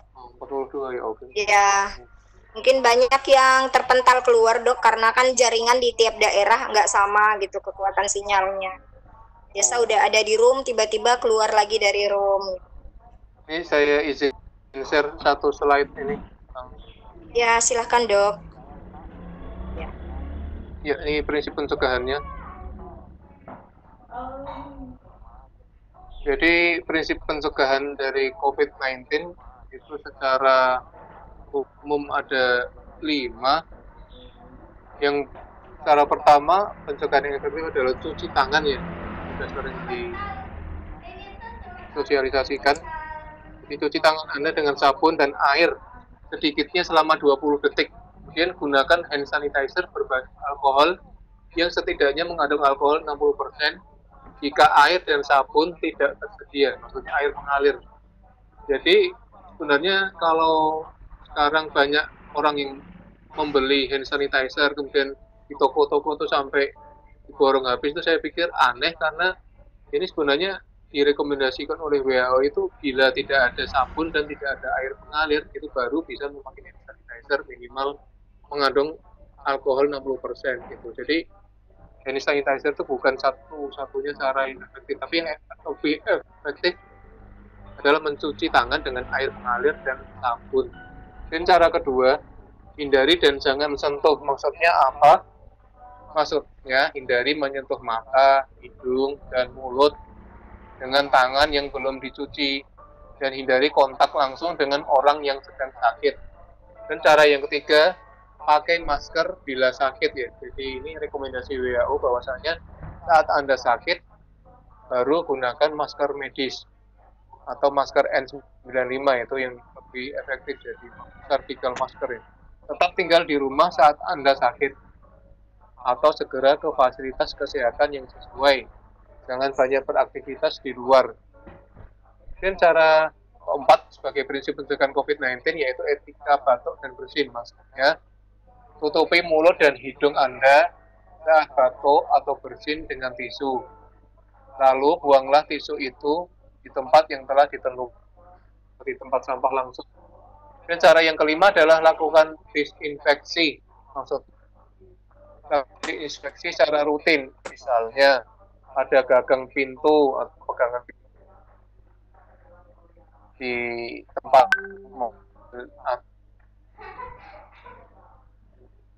dan di permukaan handphone gitu. Jadi tempat-tempat tertentu di mana sering dipegang oleh tangan itu perlu dilakukan tindakan disinfeksi.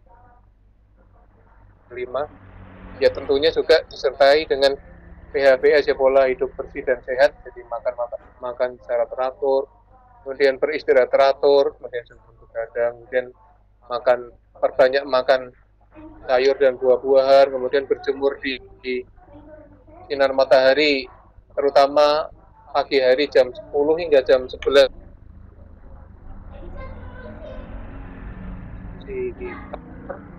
Daging dan juga vitamin C dosis tinggi ya. Dosis tinggi itu bisa 1000 mg. Ya, begitu. Dan juga jangan lupa banyak minum air putih, terutama air putih yang hangat ya, jangan yang dingin, karena virus ini berpotensi bisa mati atau lemah bila kondisinya panas.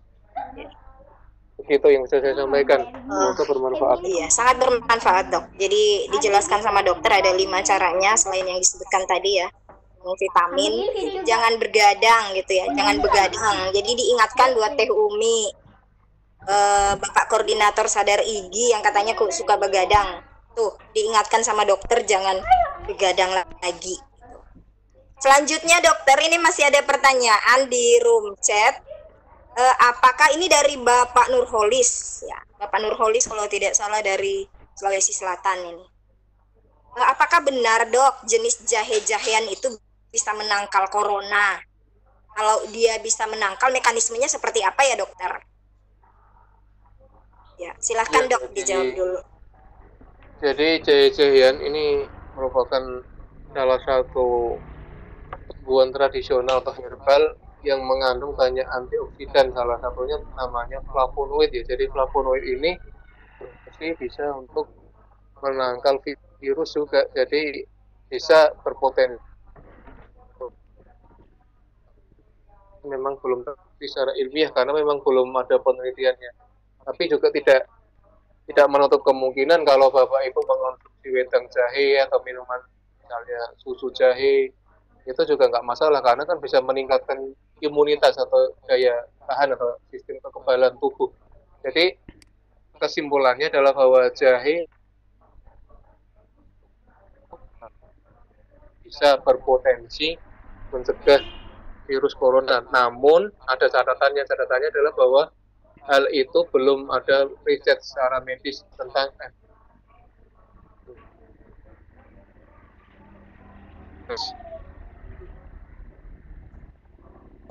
imunitas saja ya dok, Iya. tapi belum ada riset yang menunjukkan ke arah sana sehingga belum dihimbau gitu ya. Iya. Ya, terima kasih dokter. Selanjutnya ini pertanyaan lagi dari Anggun kembali. Golongan darah apa saja sih yang ringan atau rentan terkena virus? Nah, apakah ada jenis darah tertentu dok yang rentan gitu, mudah sekali terinfeksi virus corona ini? Dan kalau iya, mengapa dokter gitu? Silakan dok. Jadi tentang golongan darah ini saya sempat baca tapi bacanya baru di grup WhatsApp ya. Jadi saya terus terang belum mengetahui apakah ada golongan darah tertentu yang rentan. Jadi saya terus terang belum bisa menjawab saat ini karena belum saya baca jurnal aslinya atau penelitian ilmiahnya terutama di Indonesia. Apakah golongan darah nol gitu. Jadi belum membaca jurnal atau penelitian ilmiahnya. Iya. Gitu. Belum pernah mendengar juga ya dok ya? Ya, kalau mendengar membaca hanya dari grup WA, tapi itu belum sumber yang valid ya, hanya baca-baca. Tapi itu belum bisa dijadikan rujukan pasti. Iya. Gitu. Oh iya, oke dokter. Terima kasih dok jawabannya. Jadi demikian ya Anggun ya, belum ada ini loh, belum ada yang bisa disampaikan karena takutnya ada kesalahan informasi kalau hanya berdasarkan WhatsApp saja, gitu, yang beredar di WA. Apalagi di WA kan saat ini banyak sekali berita hoax ya dokter. Iya, betul sekali. Iya. Jadi kita belum bisa memberikan jawaban yang pasti mengenai apakah ada golongan darah tertentu yang rentan untuk terkena virus ini. Kemudian pertanyaan berikutnya, dokter. Oh iya, sama aja pertanyaannya golongan darah nih. Yang sering atau rentan terkena virus. Nah ini berikut dari Pak Nurholis lagi nih. Pertanyaan keduanya, bisakah dokter membuat vaksin corona dengan mengambil sampel darah dari pasien yang sembuh dari corona? Ya, silakan dokter. Saya pikir prinsip membuat vaksin itu tidak bisa langsung dari darah yang penderitanya, tapi dia harus dari bagian dari virus sendiri ya. Jadi tidak bisa nyatakan langsung, tidak bisa dari darah pasiennya, itu tidak bisa ya. Jadi kalau prinsip membuat vaksin itu harus dari bagian dari tubuh virus itu, atau misalnya antigen, antibodinya, kemudian dengan teknologi tertentu, misalnya teknologi yang namanya vaksinomis gitu. Jadi begitu, kemudian jadi intinya bahwasanya virus corona itu kan virus RNA dengan tipe tunggal ya, atau single stranded. Jadi virus yang jomblo. Jadi untuk berkembang dia butuh pasangan gitu. Jadi ini mohon maaf bagi yang masih jomblo. Virusnya masih jomblo. Jadi bukan bermaksud menyindir yang masih jomblo yang ya. Jadi maksudnya ini virusnya memang single stranded RNA. Memang virusnya jomblo, dan untuk bereplikasi atau untuk berkembang biak kan butuh inang atau butuh pasangan. Nah, itu inangnya itu diperoleh di namanya jaringan parenkim paru. Di situ ada reseptor yang sesuai dengan dirinya, dan sesuai istilahnya chemistry-nya cocok banget gitu. Jadi sudah cocok dan satu keyakinan, satu kepercayaan juga. Jadi akhirnya virusnya itu meningkatkan reseptor di jaringan parenkim paru-paru manusia. Nah, akhirnya bisa berkembang biak. Nah, dari prinsip virus, prinsip vaksin itu membuat bagaimana dia membuat pasangan dari virus itu atau reseptornya, tapi reseptornya itu palsu. Jadi pasangan palsu dari virus itu yang malah melemahkan virusnya atau membunuh. Nah, jadi virusnya itu seolah-olah menemukan pasangannya, padahal dia nanti akan membunuh. Nah, jadi makanya hati-hati kalau nanti ada teman-teman yang ternyata dia malah menemukan pasangan yang malah bersifat vaksin ya, jadi malah membunuh. Iya. Begitu ceritanya. Jadi tidak bisa kalau dari darahnya, jadi harus dari bagian virus atau yang serupa dengan reseptor yang nanti akan jadi pasangan dari single strandednya, jadi reseptornya virus itu. Begitu bahasa mudahnya begitu. Oh iya. Oke dokter. Aduh saya kayak dengar cerita dongeng deh dokter. Keren banget ceritanya. Ya Pak Holis itu tadi ya jawabannya Pak Dokter jelas sekali sampai bercerita pasangan-pasangan ini. Sampai merasa ini Pak Holisnya. Mudah-mudahan tidak tersinggung dengan jomblo-jomblonya tadi. Selanjutnya dok, masih ada pertanyaan lagi. Ini dari Fajrin. Dokter, apa sih perbedaannya ODP dengan PDP? Kemudian cara penanganannya masing-masing gitu. Jadi masih banyak yang bingung dok. Karena kita sering dengar, oh ini sudah ODP, ini udah PDP. Nah sebenarnya perbedaan ODP PDP itu apa? Kemudian cara menanganinya kalau ODP gimana, kalau PDP itu yang gimana? Mohon penjelasannya dokter, silahkan. ODP sama PDP ya? Iya. Jadi beda juga dengan PDIP ya? Ya beda lagi tuh ya dok? Beda lagi. Ya, jadi dalam kasus virus corona atau COVID itu kan ada berbagai macam istilah atau terminologi. Ada ODP, ada PDP. Jadi ODP itu orang dalam pemantauan. Kalau PDP itu adalah pasien dengan pengawasan atau pasien dalam.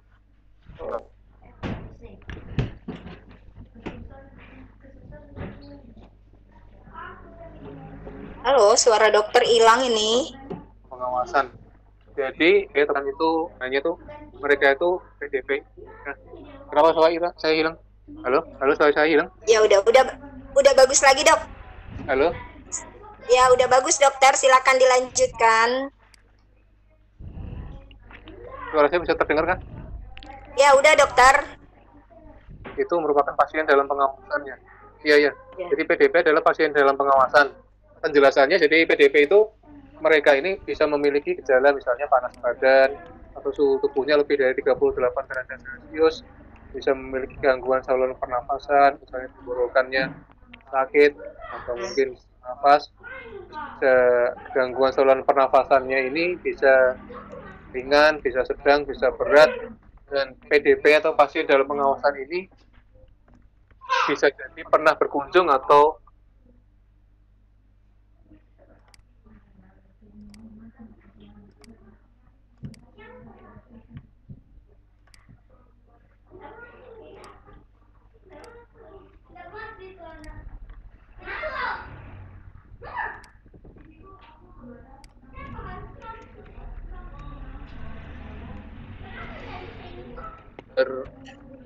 berhubungan langsung atau memiliki kontak langsung dengan orang.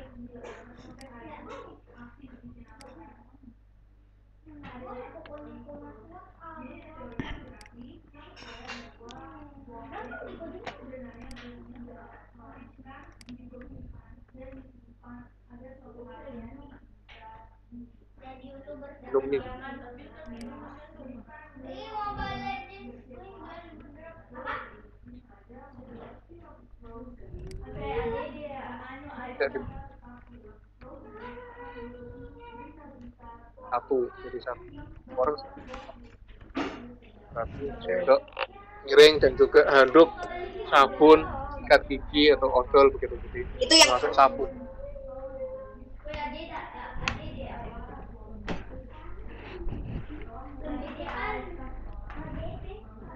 Di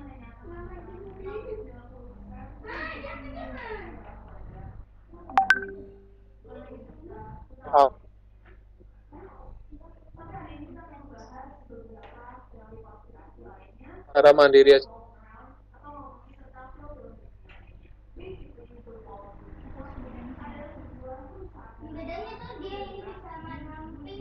Lain.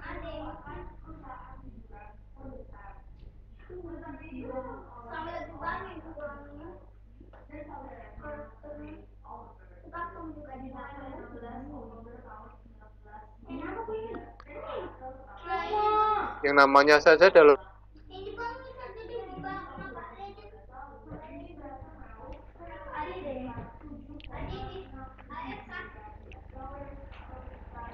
dicurigai. juga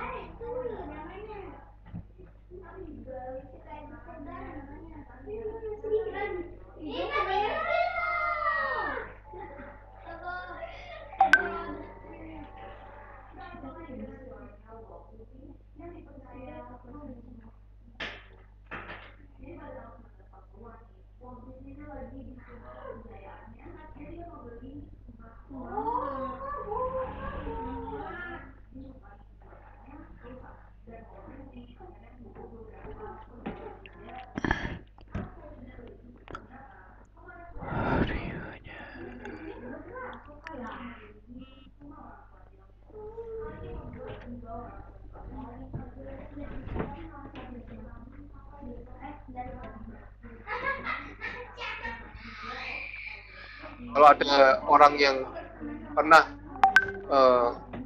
bepergian atau melakukan visitasi atau kunjungan ke negara-negara tadi yang sudah saya sebutkan, maka itu bisa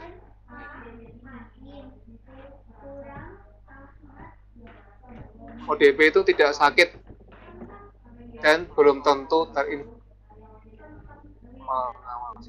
orang dalam kemampuan gitu. Mendingan Iya, jadi kita- ODP ya. Wah, ya mendingan jadi yang sehat, Bu. Oh ya. Maksudnya dibanding PDP, Pak Dokter. Oh, orang dalam pemantauan tuh yang ya tidak apa-apa, jadi tidak sakit dan belum tentu corona. Jadi tidak perlu dikarantina, tapi dia juga sebaiknya juga jangan kalau sudah statusnya ODP dia juga sebaiknya tahu diri dan jangan langsung saya ODP, saya bebas keluyuran, saya bebas kemana aja.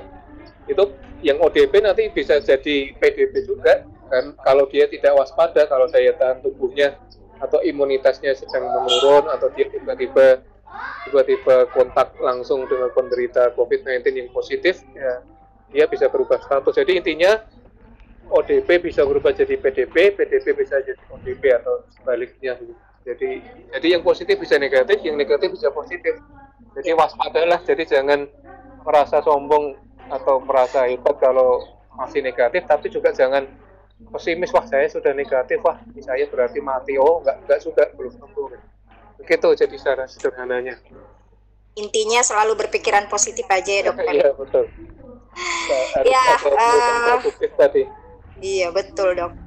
Ya, itu tadi jawaban dari pertanyaannya Fajrin ya. Jadi sudah dijelaskan sama dokter, jelas ODP dan PDP. Kalau disuruh pilih lebih baik nggak masuk ODP dan juga nggak masuk PDP ya.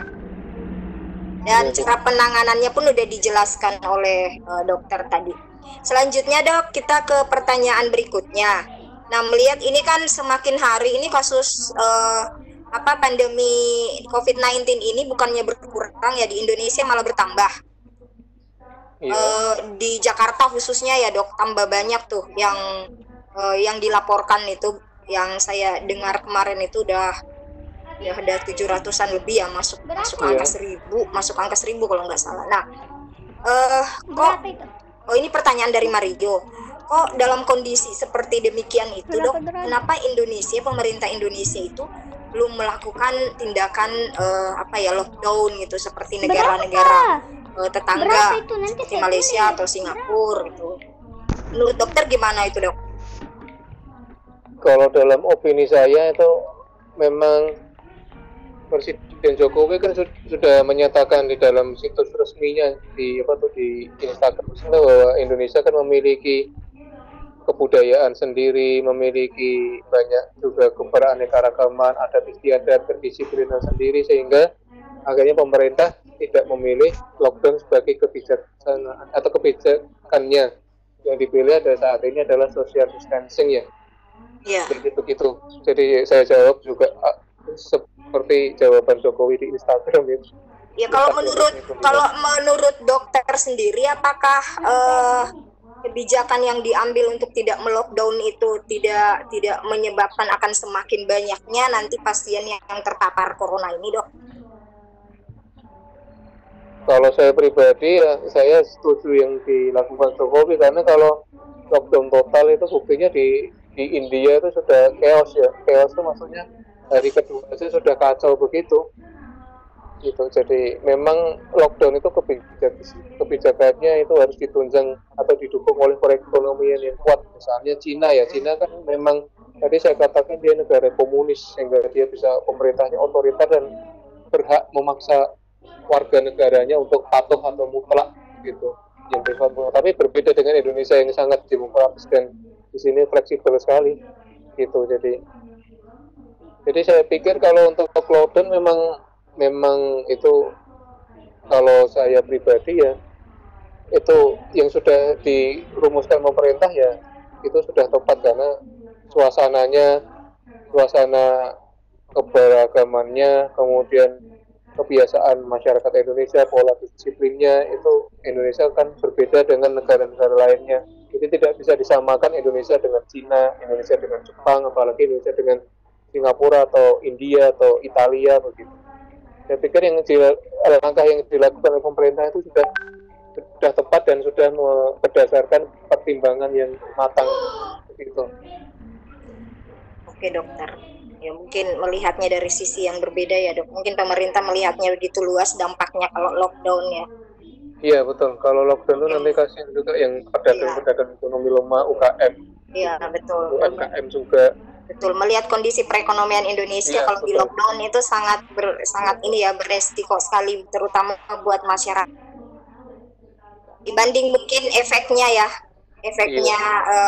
penyebaran COVID-19 ini. Ya, terima kasih dokter buat opininya dokter. Selanjutnya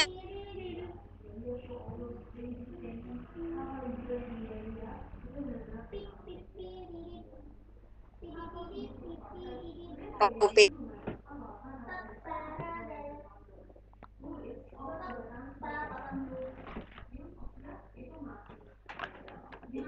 ini PD.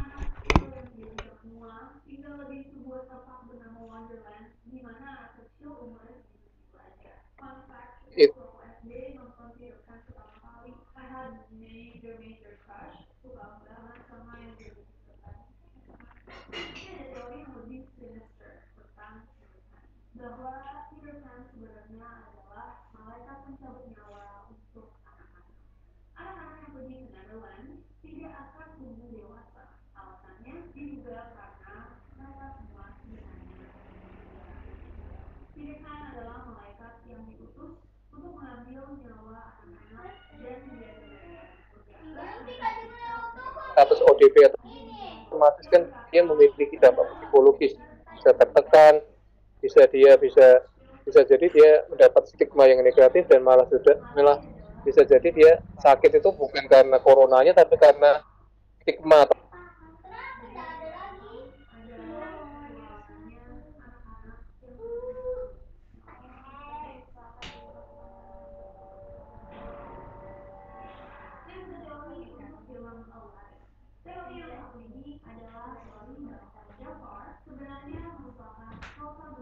Borong.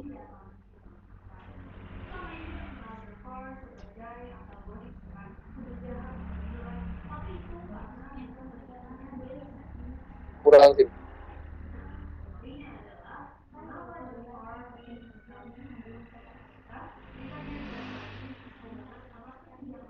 Tapi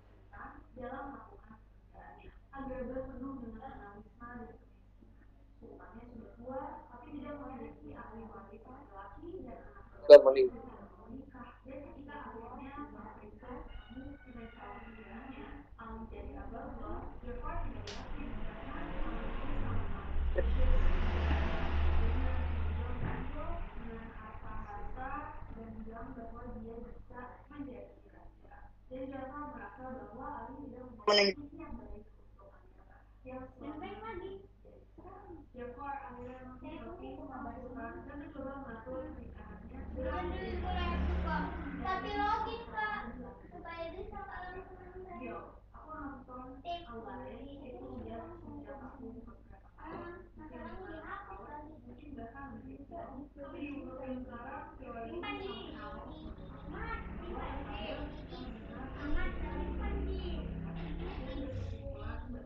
Banyak sekali.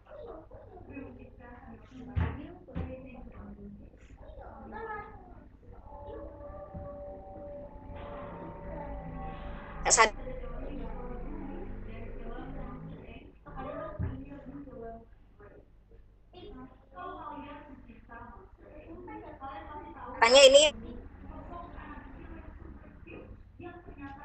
orang penyakit ayan begitu, Dok. Kemudian tiba-tiba berhenti bergerak, dinyatakan udah meninggal gitu. Apa benar yang itu, Dok? Ciri-cirinya gitu. Saya pikir kalau masalah kematian itu kan itu saat atau sakaratul maut itu setiap orang kan berbeda-beda ya sesuai dengan amal perbuatannya. Kalau yang dilihat di share di media sosial, saya juga sempat melihat itu bisa jadi malah dia terkena sakit epilepsi, itu bukan karena COVID-19 ya. Jadi kadang-kadang orang karena terlalu panik atau terlalu takut, akhirnya men-share berita-berita yang kurang tepat. Saya pikir itu tindakan yang kurang bijaksana juga. Misalnya benar, itu sebenarnya juga terkait sama etika. Jadi itu tidak diperbolehkan untuk men-share kondisi pada saat seseorang meninggal dunia. Jadi saya pikir itu tidak benar atau tidak tepat kalau orang yang sedang sakitnya meninggal itu positif corona atau positif COVID-19, itu kurang tepat. Itu lebih ke pasien ayan yang ada komplikasi, mungkin komunikasi gagal jantung atau mungkin ada komplikasi lainnya begitu. Saya pikir begitu. Iya, Dokter. Jadi ternyata itu hoax saja ya, Dok ya. Jadi jangan mudah percaya sih sebenarnya, karena terkadang di-share di WA itu udah banyak dibumbui. Beritanya belum jelas kemudian di-share. Ditambah lagi mungkin orang Indonesia kebanyakan yang kurang literasi ya. Belum nonton sepenuhnya, masih cuman lihat titelnya doang, judulnya doang, kemudian udah ini penting nih di-share lah, padahal belum ditahu apakah beritanya itu benar atau hoax gitu. Ya, terima kasih Dokter buat tanggapannya. Jadi ini saya lihat udah terjawab semua ini pertanyaan dari atendis ya, putar COVID-19. Oh ya, ini masih ada lagi, Dok. Oh, bentar. Oh ya, ini dari dokter ya. Nah, ini Dok, pertanyaannya lagi ya. Untuk mengetahui, Dok, hasil tes seseorang itu positif corona, kok bisa lama sekali, Dok, nunggunya? Mekanismenya seperti apa itu ya, Dokter? Jadi kan itu namanya rapid test atau mungkin PCR, itu kan memang memerlukan waktu yang lama melakukan runningnya itu. Jadi kan intinya untuk diketahui dulu apakah gennya itu sama dengan gen virusnya itu, kemudian dicocokkan urutan bahasanya begitu. Jadi itu memang memerlukan waktu yang lama, karena memang juga untuk validitasnya atau reliabilitasnya harus dicek dan memang memerlukan waktu yang lama ya. Jadi termasuk reagennya pun kan juga tidak sembarangan, dan juga labnya pun laboratorium untuk virus itu kan harus BSL 4, di mana yang kalau untuk masuki laboratorium yang BSL 4 itu kan orang harus pakaiannya seperti astronot itu, jadi tertutup semuanya itu. Jadi memang itu sangat berbahaya dan infeksius, makanya itu tidak sembarangan. Jadi kalau ada yang sampai ini hanya 1 jam, 2 jam atau rapid test itu hati-hati, karena banyak yang palsu atau banyak yang orang yang mengambil keuntungan dari membuat rapid test yang katanya 1 hari bisa, 1 jam bisa, terus harganya jutaan atau ratusan ribu, terus orang berbondong-bondong membelinya lah. Itu saya sudah mengikuti beberapa, memang akhirnya dikembalikan ke pemerintah Cina atau ditarik peredarannya, baik di Cina, di Jerman, itu ternyata karena diduga ternyata palsu, hanya mengeruk keuntungan dan tidak valid ya, karena untuk sejenis virus ini, makhluk yang namanya virus itu memang waktunya ya kurang lebih 4 hari, itu yang sudah standar yang paling cepat. Kalau yang lebih lama bisa seminggu, bahkan bisa sampai 1 bulan gitu. Saya pikir itu memang sudah kayak konsensus para ilmuwan ya, memang tidak bisa, apalagi 1 jam atau 1 menit itu kalau 1 jam itu kan kalau hanya untuk makan aja ya. Kayak mengukur ini ya dok, melihat gejala orang diabetes aja ya, kan cepat ya, gitu. kalau hanya 1 menit itu hanya untuk mengukur suhu demam, itu bisa pakai termometer langsung diletakkan di ketiak. Tapi kalau virus beda. Begitu saya pikir. Iya, oke dokter. Terima kasih buat jawabannya. Pertanyaan saya baca dulu di room chat ya dok, mudah-mudahan bisa terjawab semuanya. Nah ini kan dokter nih sering melakukan riset nih, sering menulis artikel, jurnal gitu. Kalau melihat ini dok, dari yang sering dokter baca, mungkin dokter kan paling buat membaca, saya lihat hobinya dokter itu membaca gitu. Nah kalau menurut dokter sendiri itu kira-kira kapan ya ini pandemi ini? Kemudian ada saat misalnya mencapai puncak, atau ada saat kan nggak mungkin kondisinya begitu terus ya, naik terus, mungkin ada saat turunnya, kira-kira waktunya itu dok. Ya, silakan dok. Baik. Jadi menarik pertanyaannya. Jadi kapan ini badai corona akan berakhir? Kalau menurut perkiraan ahli bisa jadi antara 2 sampai 3 bulan lagi. Tapi itu juga banyak faktor, misalnya faktor cuaca, apakah suasananya nanti bisa panas. Jelas, kalau saran saya dari sumber yang terlihat ini sana yang ingin ya bisa mudah tapi kan tadi analoginya kan virus ini kan virus yang jomblo ya. Iya. Kalau di suasana yang asli kan nyaman,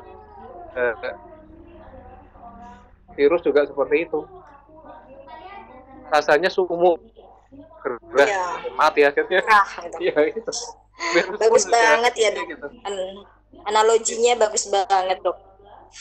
Jadi virus tuh juga nggak nyaman kalau ditaruh di suasana yang panas ya. Iya.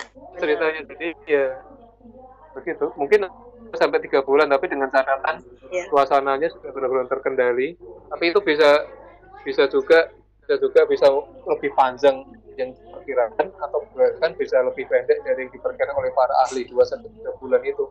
Ya, kita bisa berdoa dan berdoa aja ya, betul. Berarti kuncinya berdoa aja dan berusaha ya dok, karena tidak ada sesuatu yang pasti ya. Yang pasti itu cuma milik Allah gitu. Yang pasti itu adalah perubahan itu sendiri, itu yang pasti. Iya. Dok, memotivasi sekali. Terima kasih pertanyaannya Pak Holis ya, udah dijawab sama Pak Dokter nih. Selanjutnya, Bu Indah, saya tanya langsung. Oh iya boleh, silakan Pak. Silakan, saya beri kesempatan dulu kepada Bapak. Nanti saya kembali lagi ke room chat. Silakan Pak. Terima kasih Pak. Saya Pak Khairuddin, Pak Dito, saya koordinator kegiatan ini ke Sadar Igi. Ya, saya cuma ingin tanya ini, dokter, melihat data yang ada sekarang itu, kemudian melihat kontroversi yang kemarin sempat disampaikan oleh Gubernur Jawa Barat bahwa rapid test itu masih agak rentan karena ternyata data yang sebenarnya di Jawa Barat itu bisa berlipat-lipat dan bisa banyak sekali. Nah, yang saya ingin tanyakan itu kan kita setiap hari mencoba mengkontrol, melihat data yang ada di Kemenkes itu. Nah, seberapa akurat data yang ada di Kemenkes itu dibanding dengan data real sebenarnya yang ada masing-masing daerah itu, dokter? Ya saya pikir setiap data itu kan pasti memiliki validitas atau itu juga Pak reliabilitasnya Mas. Realitas iya. Jadi nah, saya pikir semua data yang ada di pemerintah itu saya pikir valid. Jadi saya langsung ini mempertanyakan data mana yang lebih valid, data mana yang tidak valid, karena kalau itu sudah namanya data Kemenkes, masa itu jadi tidak valid hanya gara-gara pemberitaan dari detik.com itu. Saya juga mengikuti itu yang data pemerintah itu kan. Saya pikir kita kurang bijaksana kalau ikut memancing di air keruh. Jadi saya pikir itu mungkin kalau yang seperti itu, saya pikir ya disikapi saja secara netral, karena nanti kita malah memperkeruh suasana kan. Ini kan semuanya juga dalam tanda kutip suasana berbuka atau berkabung juga karena akibat pandemi COVID. Karena ini bahwa adalah corong saya berharap jawab dokter, artinya kita dari Kemenkes yang selama ini dan kita untuk saya tanyakan lagi dilakukannya bagaimana ininya cara samplingnya dan sebagainya. Oh iya, jadi sesuai dengan namanya kan rapid test itu kan, rapid itu kan cepat ya, tes itu kan ya tes atau uji coba. Jadi kalau secara sederhananya rapid test itu adalah tes yang dilakukan atau uji coba untuk memastikan apakah seseorang itu positif virus corona atau tidak. Jadi untuk secara definisi, jadi rapid itu sebenarnya metode untuk screening awal. Jadi screening awal berarti harus dilakukan lagi ada screening selanjutnya. Jadi ini hanya untuk deteksi awal saja apakah ada atau terdeteksi antibodi virus corona, yaitu namanya antibodi yang nama IgG, interglobulin M dan IgG dan globulin M dan immunoglobulin G yang diproduksi oleh tubuh manusia untuk melawan virus corona. Jadi antibodi IgM dan IgG ini akan diproduksi tubuh bila ada virus corona. Jadi kalau tidak ada ya otomatis tidak akan terproduksi ya. Jadi pembentukan antibodi ini juga perlu diketahui itu bisa memerlukan waktu, bisa beberapa hari, bahkan bisa sampai beberapa minggu atau dalam hitungan bulan, sehingga kadang rapid test itu yang positif atau negatif itu masih namanya false positif atau false negatif, jadi masih konfirmasi atau tes yang kedua kalinya setelah masa 14 hari kurang lebih, atau secara sederhananya seperti itu. Untuk prosedurnya, sebentar sebelum berbicara prosedur, tadi masih pendahuluan tuh. Jadi ya, sebenarnya dokter sasarannya siapa? Jadi tes itu hanya untuk pemeriksaan screen penyaring atau deteksi awal ya. Jadi bukan untuk mendiagnosis apakah ini seseorang itu terinfeksi virus corona atau COVID-19 atau tidak.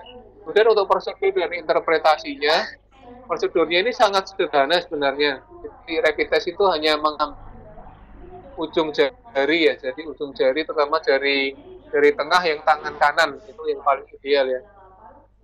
Kemudian diteteskan di alat rapid testnya itu, kemudian ada cairan yang itu menandai antibodi itu juga ditemukan atau diteteskan di tempat yang sama. Jadi nanti antibodi akan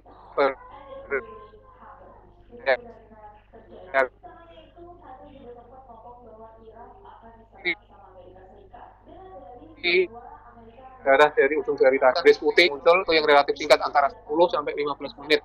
Kemudian hasil positif rapid test itu menandakan bahwa orang yang itu mungkin pernah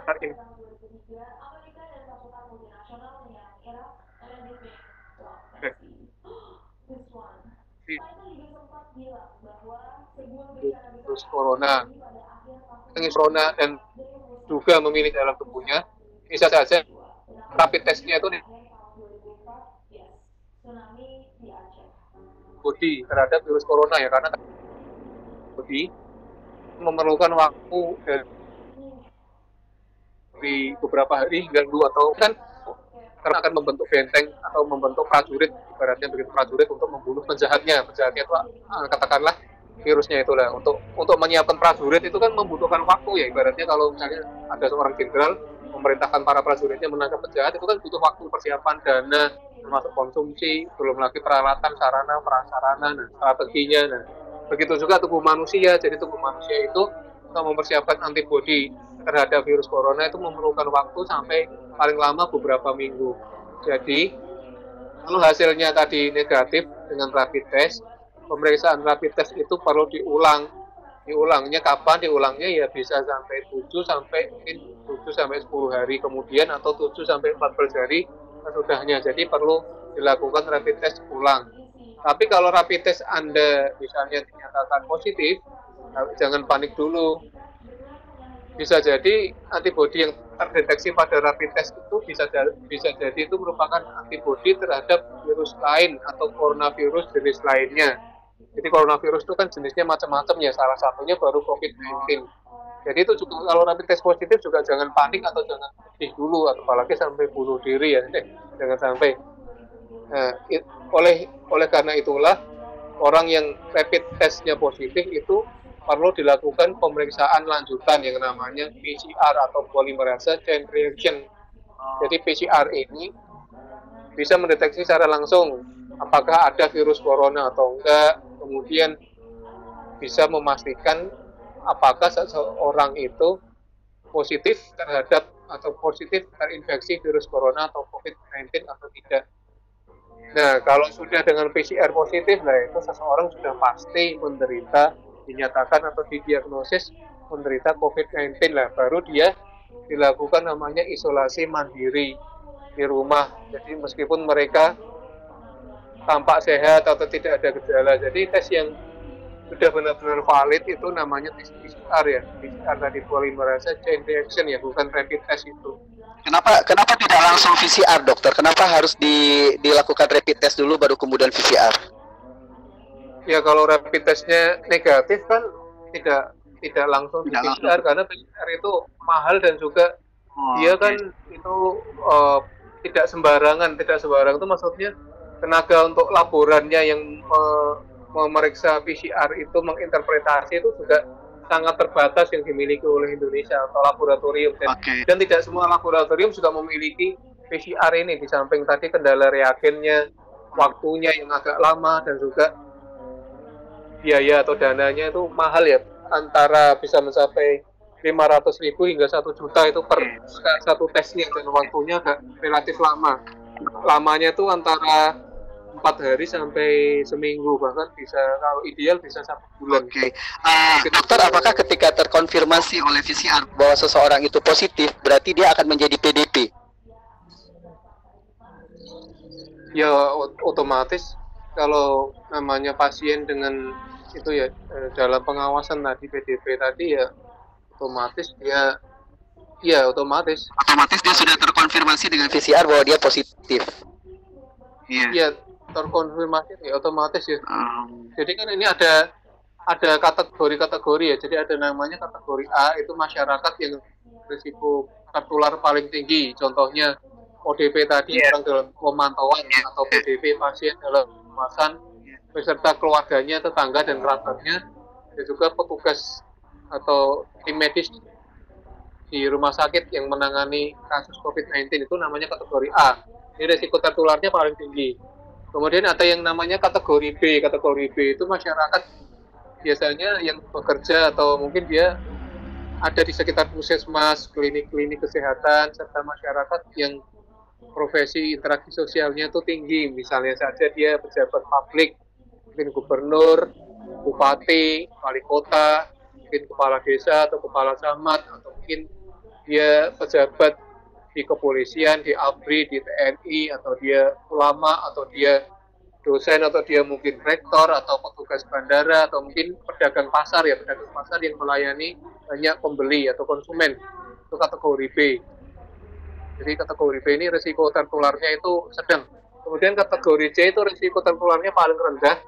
Jadi ini masyarakat yang memiliki gejala COVID-19 berdasarkan keterangan dari fasilitas kesehatan dan bukan diagnosis sendiri ya. Jadi ini itu risiko tertularnya itu bisa dikatakan ya sangat minimal gitulah. Itu kategori C. Jadi kalau di lower kategori itu ya tetap melakukan langkah pencegahan tadi yang sudah saya jelaskan ada 5 tadi, dan juga melakukan social distancing atau istilah lainnya adalah physical distancing, serta tidak keluar dari rumah ya atau mengisolasi diri kecuali untuk kepentingan yang mendesak. Begitu penjelasan saya. Dokter, terima kasih clear sekali. Terima kasih banyak dokter. Iya, terima kasih banyak Pak Hoirudin. Beliau ini adalah koordinator Sadar IGI ya. Ya, selanjutnya ada yang mau nanya dari Ibu Elis nih, mau bertanya langsung. Silakan Bu Elis. Ya, silakan. Ya, terima kasih. Ini menyambung tadi pertanyaan dari Pak Hairudin. Ini mengenai rapid test. Rapid test itu kan berarti kalau negatif juga sebetulnya dia belum tentu dia aman ya. Masalahnya bisa aja virusnya sudah masuk tapi imunnya belum ada, jadi belum terdeteksi gitu kan Pak? Iya, betul. Sekarang kalau gitu berarti yang nanti dia udah di tes rapid ternyata negatif, itu dia bisa, kan dia nggak tahu ya ketidaktahuannya itu, jadi dia bisa menyebar di mana-mana, maksudnya saya mah negatif gitu, jadi dia pede aja di masyarakat, padahal dia bisa aja kan dia kena ada di dalamnya, sampai-sampai akhirnya gini Dok, ini pengalaman beneran ya, ada tetangga saya, itu bapak-bapak, dia merasa saya sehat gitu, nggak apa-apa, terus dia kekeh mau sholat Jumat, pergi sampai nyari masjid yang masih menyelenggarakan sholat Jumat, dan ketemu di desa seberang ada, rada agak jauh, ketemu, nah di situ dia sholat, terus ini ribut sama istrinya, masalahnya dia ngambek, ini ngapain di situ ketemu sama banyak orang nggak? Ya, banyak orang. Terus dia nggak pakai masker gimana bebas aja deh, saya mah sehat katanya gitu. Nah akhirnya kita jadi, aduh gimana itu sih bapak gitu. Nah saya harus gimana, saya sempat bilang, aduh jadi sian oke gitu ya, jadi ketakutan juga. Nah itu gimana menurut dokter? Jadi satu ya pertanyaannya saya, itu yang rapid test itu gimana? Kenapa masih digunakan? Padahal kan itu akhirnya mengakibatkan orang itu pede, akhirnya dia berkeliaran. Nah itu satu. Dua, itu menanggapi orang yang Jumatan itu terus sampai jadi ribut di rumahnya, kita juga di masyarakat sekitarnya juga jadi aduh harus gimana gitu. Ya gitu aja Dok. Terima kasih ya Bu Dia. Bu Iya silakan langsung ditanggapi aja ya dokter. Ya, ini kasus yang menarik dan mungkin sering terjadi ya, banyak yang orang yang istilahnya dablek atau keras kepala atau stubborn istilah Inggrisnya. Ya, jadi memang kalau rapid test tadi sudah saya jelaskan bahwasanya yang negatif itu kan perlu dilakukan pemeriksaan ulang atau pemeriksaan rapid test yang kedua untuk memastikannya, karena boleh jadi belum terbentuk antibodi pada tubuh penderita itu, jadi masih dalam proses membentuk prajurit tadi untuk melawan virus-virusnya itu, dan harus diulang lagi minimal 7 hari atau sampai diulang lagi 14 hari kemudian setelah melakukan rapid test yang pertama. Baru setelah kalau dilakukan rapid test kedua dia negatif ya alhamdulillah bebas, tapi ya bukan berarti dia bebas langsung bebas berkeliaran ya, bebas tadi kemana-mana ya. Kalau misalnya dia masih tetap berkeliaran ya nanti mungkin diminta agar mengikuti ini apa namanya, mengikuti webinar ini yang Sadar IGI itu biar dia tersadarkan ya. Jadi kemudian tadi kenapa kok masih dilakukan rapid test padahal kan masih bisa ada false positif, kemungkinan false negatif atau masih belum pasti ya. Itu namanya rapid test juga kan untuk mengetahui dengan cepat apakah seseorang itu negatif atau positif untuk memudahkan itu, dan kalau sudah positif langsung dianjurkan untuk di tes PCR. Jadi itu semacam rapid test itu merupakan screening awal atau merupakan penyaring awal ya. Penyaring awal ibaratnya kayak saringan atau filternya itu rapid test dulu, kalau negatif ya sementara aman lah, istirahat dulu, kemudian isolasi mandiri di rumah dulu, social distancing atau physical distancing dulu gitu. Ya, tapi juga tadi yang rapid test negatif, terus mungkin ya lebih baik ya jangan keluar dulu kecuali untuk keperluan yang sangat mendadak atau urgent gitu. Jadi alangkah tidak bijaksananya kalau akhirnya ya nekat atau ngeyel untuk akhirnya tadi ya Jumatan ya. Kalau misalnya sudah terjadi ya mungkin diberikan saja yang fatwa ulama dari itu toh Mesir, jadi atau mungkin yang dari MUI Indonesia diberikan aja bahwa atau mungkin dari Muhammadiyah itu juga ada tersebar bisa diakses di Google yang fatwa dari PP Muhammadiyah bahwasanya ulama itu juga sudah meringankan atau memberikan rukhsah atau keringanan untuk tidak melakukan sholat Jumat di saat pandemi Covid karena madorotnya itu lebih besar daripada manfaatnya. Itu ulama yang sekelas itu ya sudah ulama. Itu ulama di Al-Azhar juga memfatwakan seperti itu. Nah, apalagi kalau masyarakat biasa yang kadar keilmuannya belum seberapa itu kok beraninya sholat Jumatan atau mungkin jamaah di masjid, ya itu mungkin karena ketidaktahuannya. Yang bisa dilakukan sebagai masyarakat awamnya otomatis hanya berdoa saja sama memberitahu ya kalau masih nekat atau masih ngeyel ya mungkin nanti disarankan untuk ikut nonton YouTube ini tuh, YouTube dari siaran IGI ini agar dia atau beliau tersadarkan, dan atau kalau enggak nanti kita berdoa semoga yang bersangkutan bisa segera melakukan taubatan nasuha begitu. Tapi kemungkinan enggak ini takutnya dia jadi terkena gitu. Ya kalau kemungkinan terkena, jadi ODP gitu. Enggak. Kemungkinan putus. Suaranya putus-putus ya. Iya.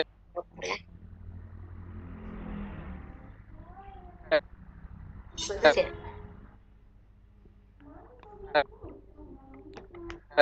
Pasti ada yang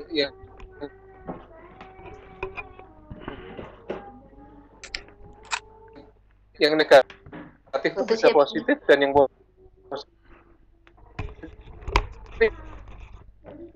bisa jadi negatif. Prinsipnya seperti itu. Iya. Ya intinya yang positif bisa negatif dan yang negatif bisa positif gitu. Iya.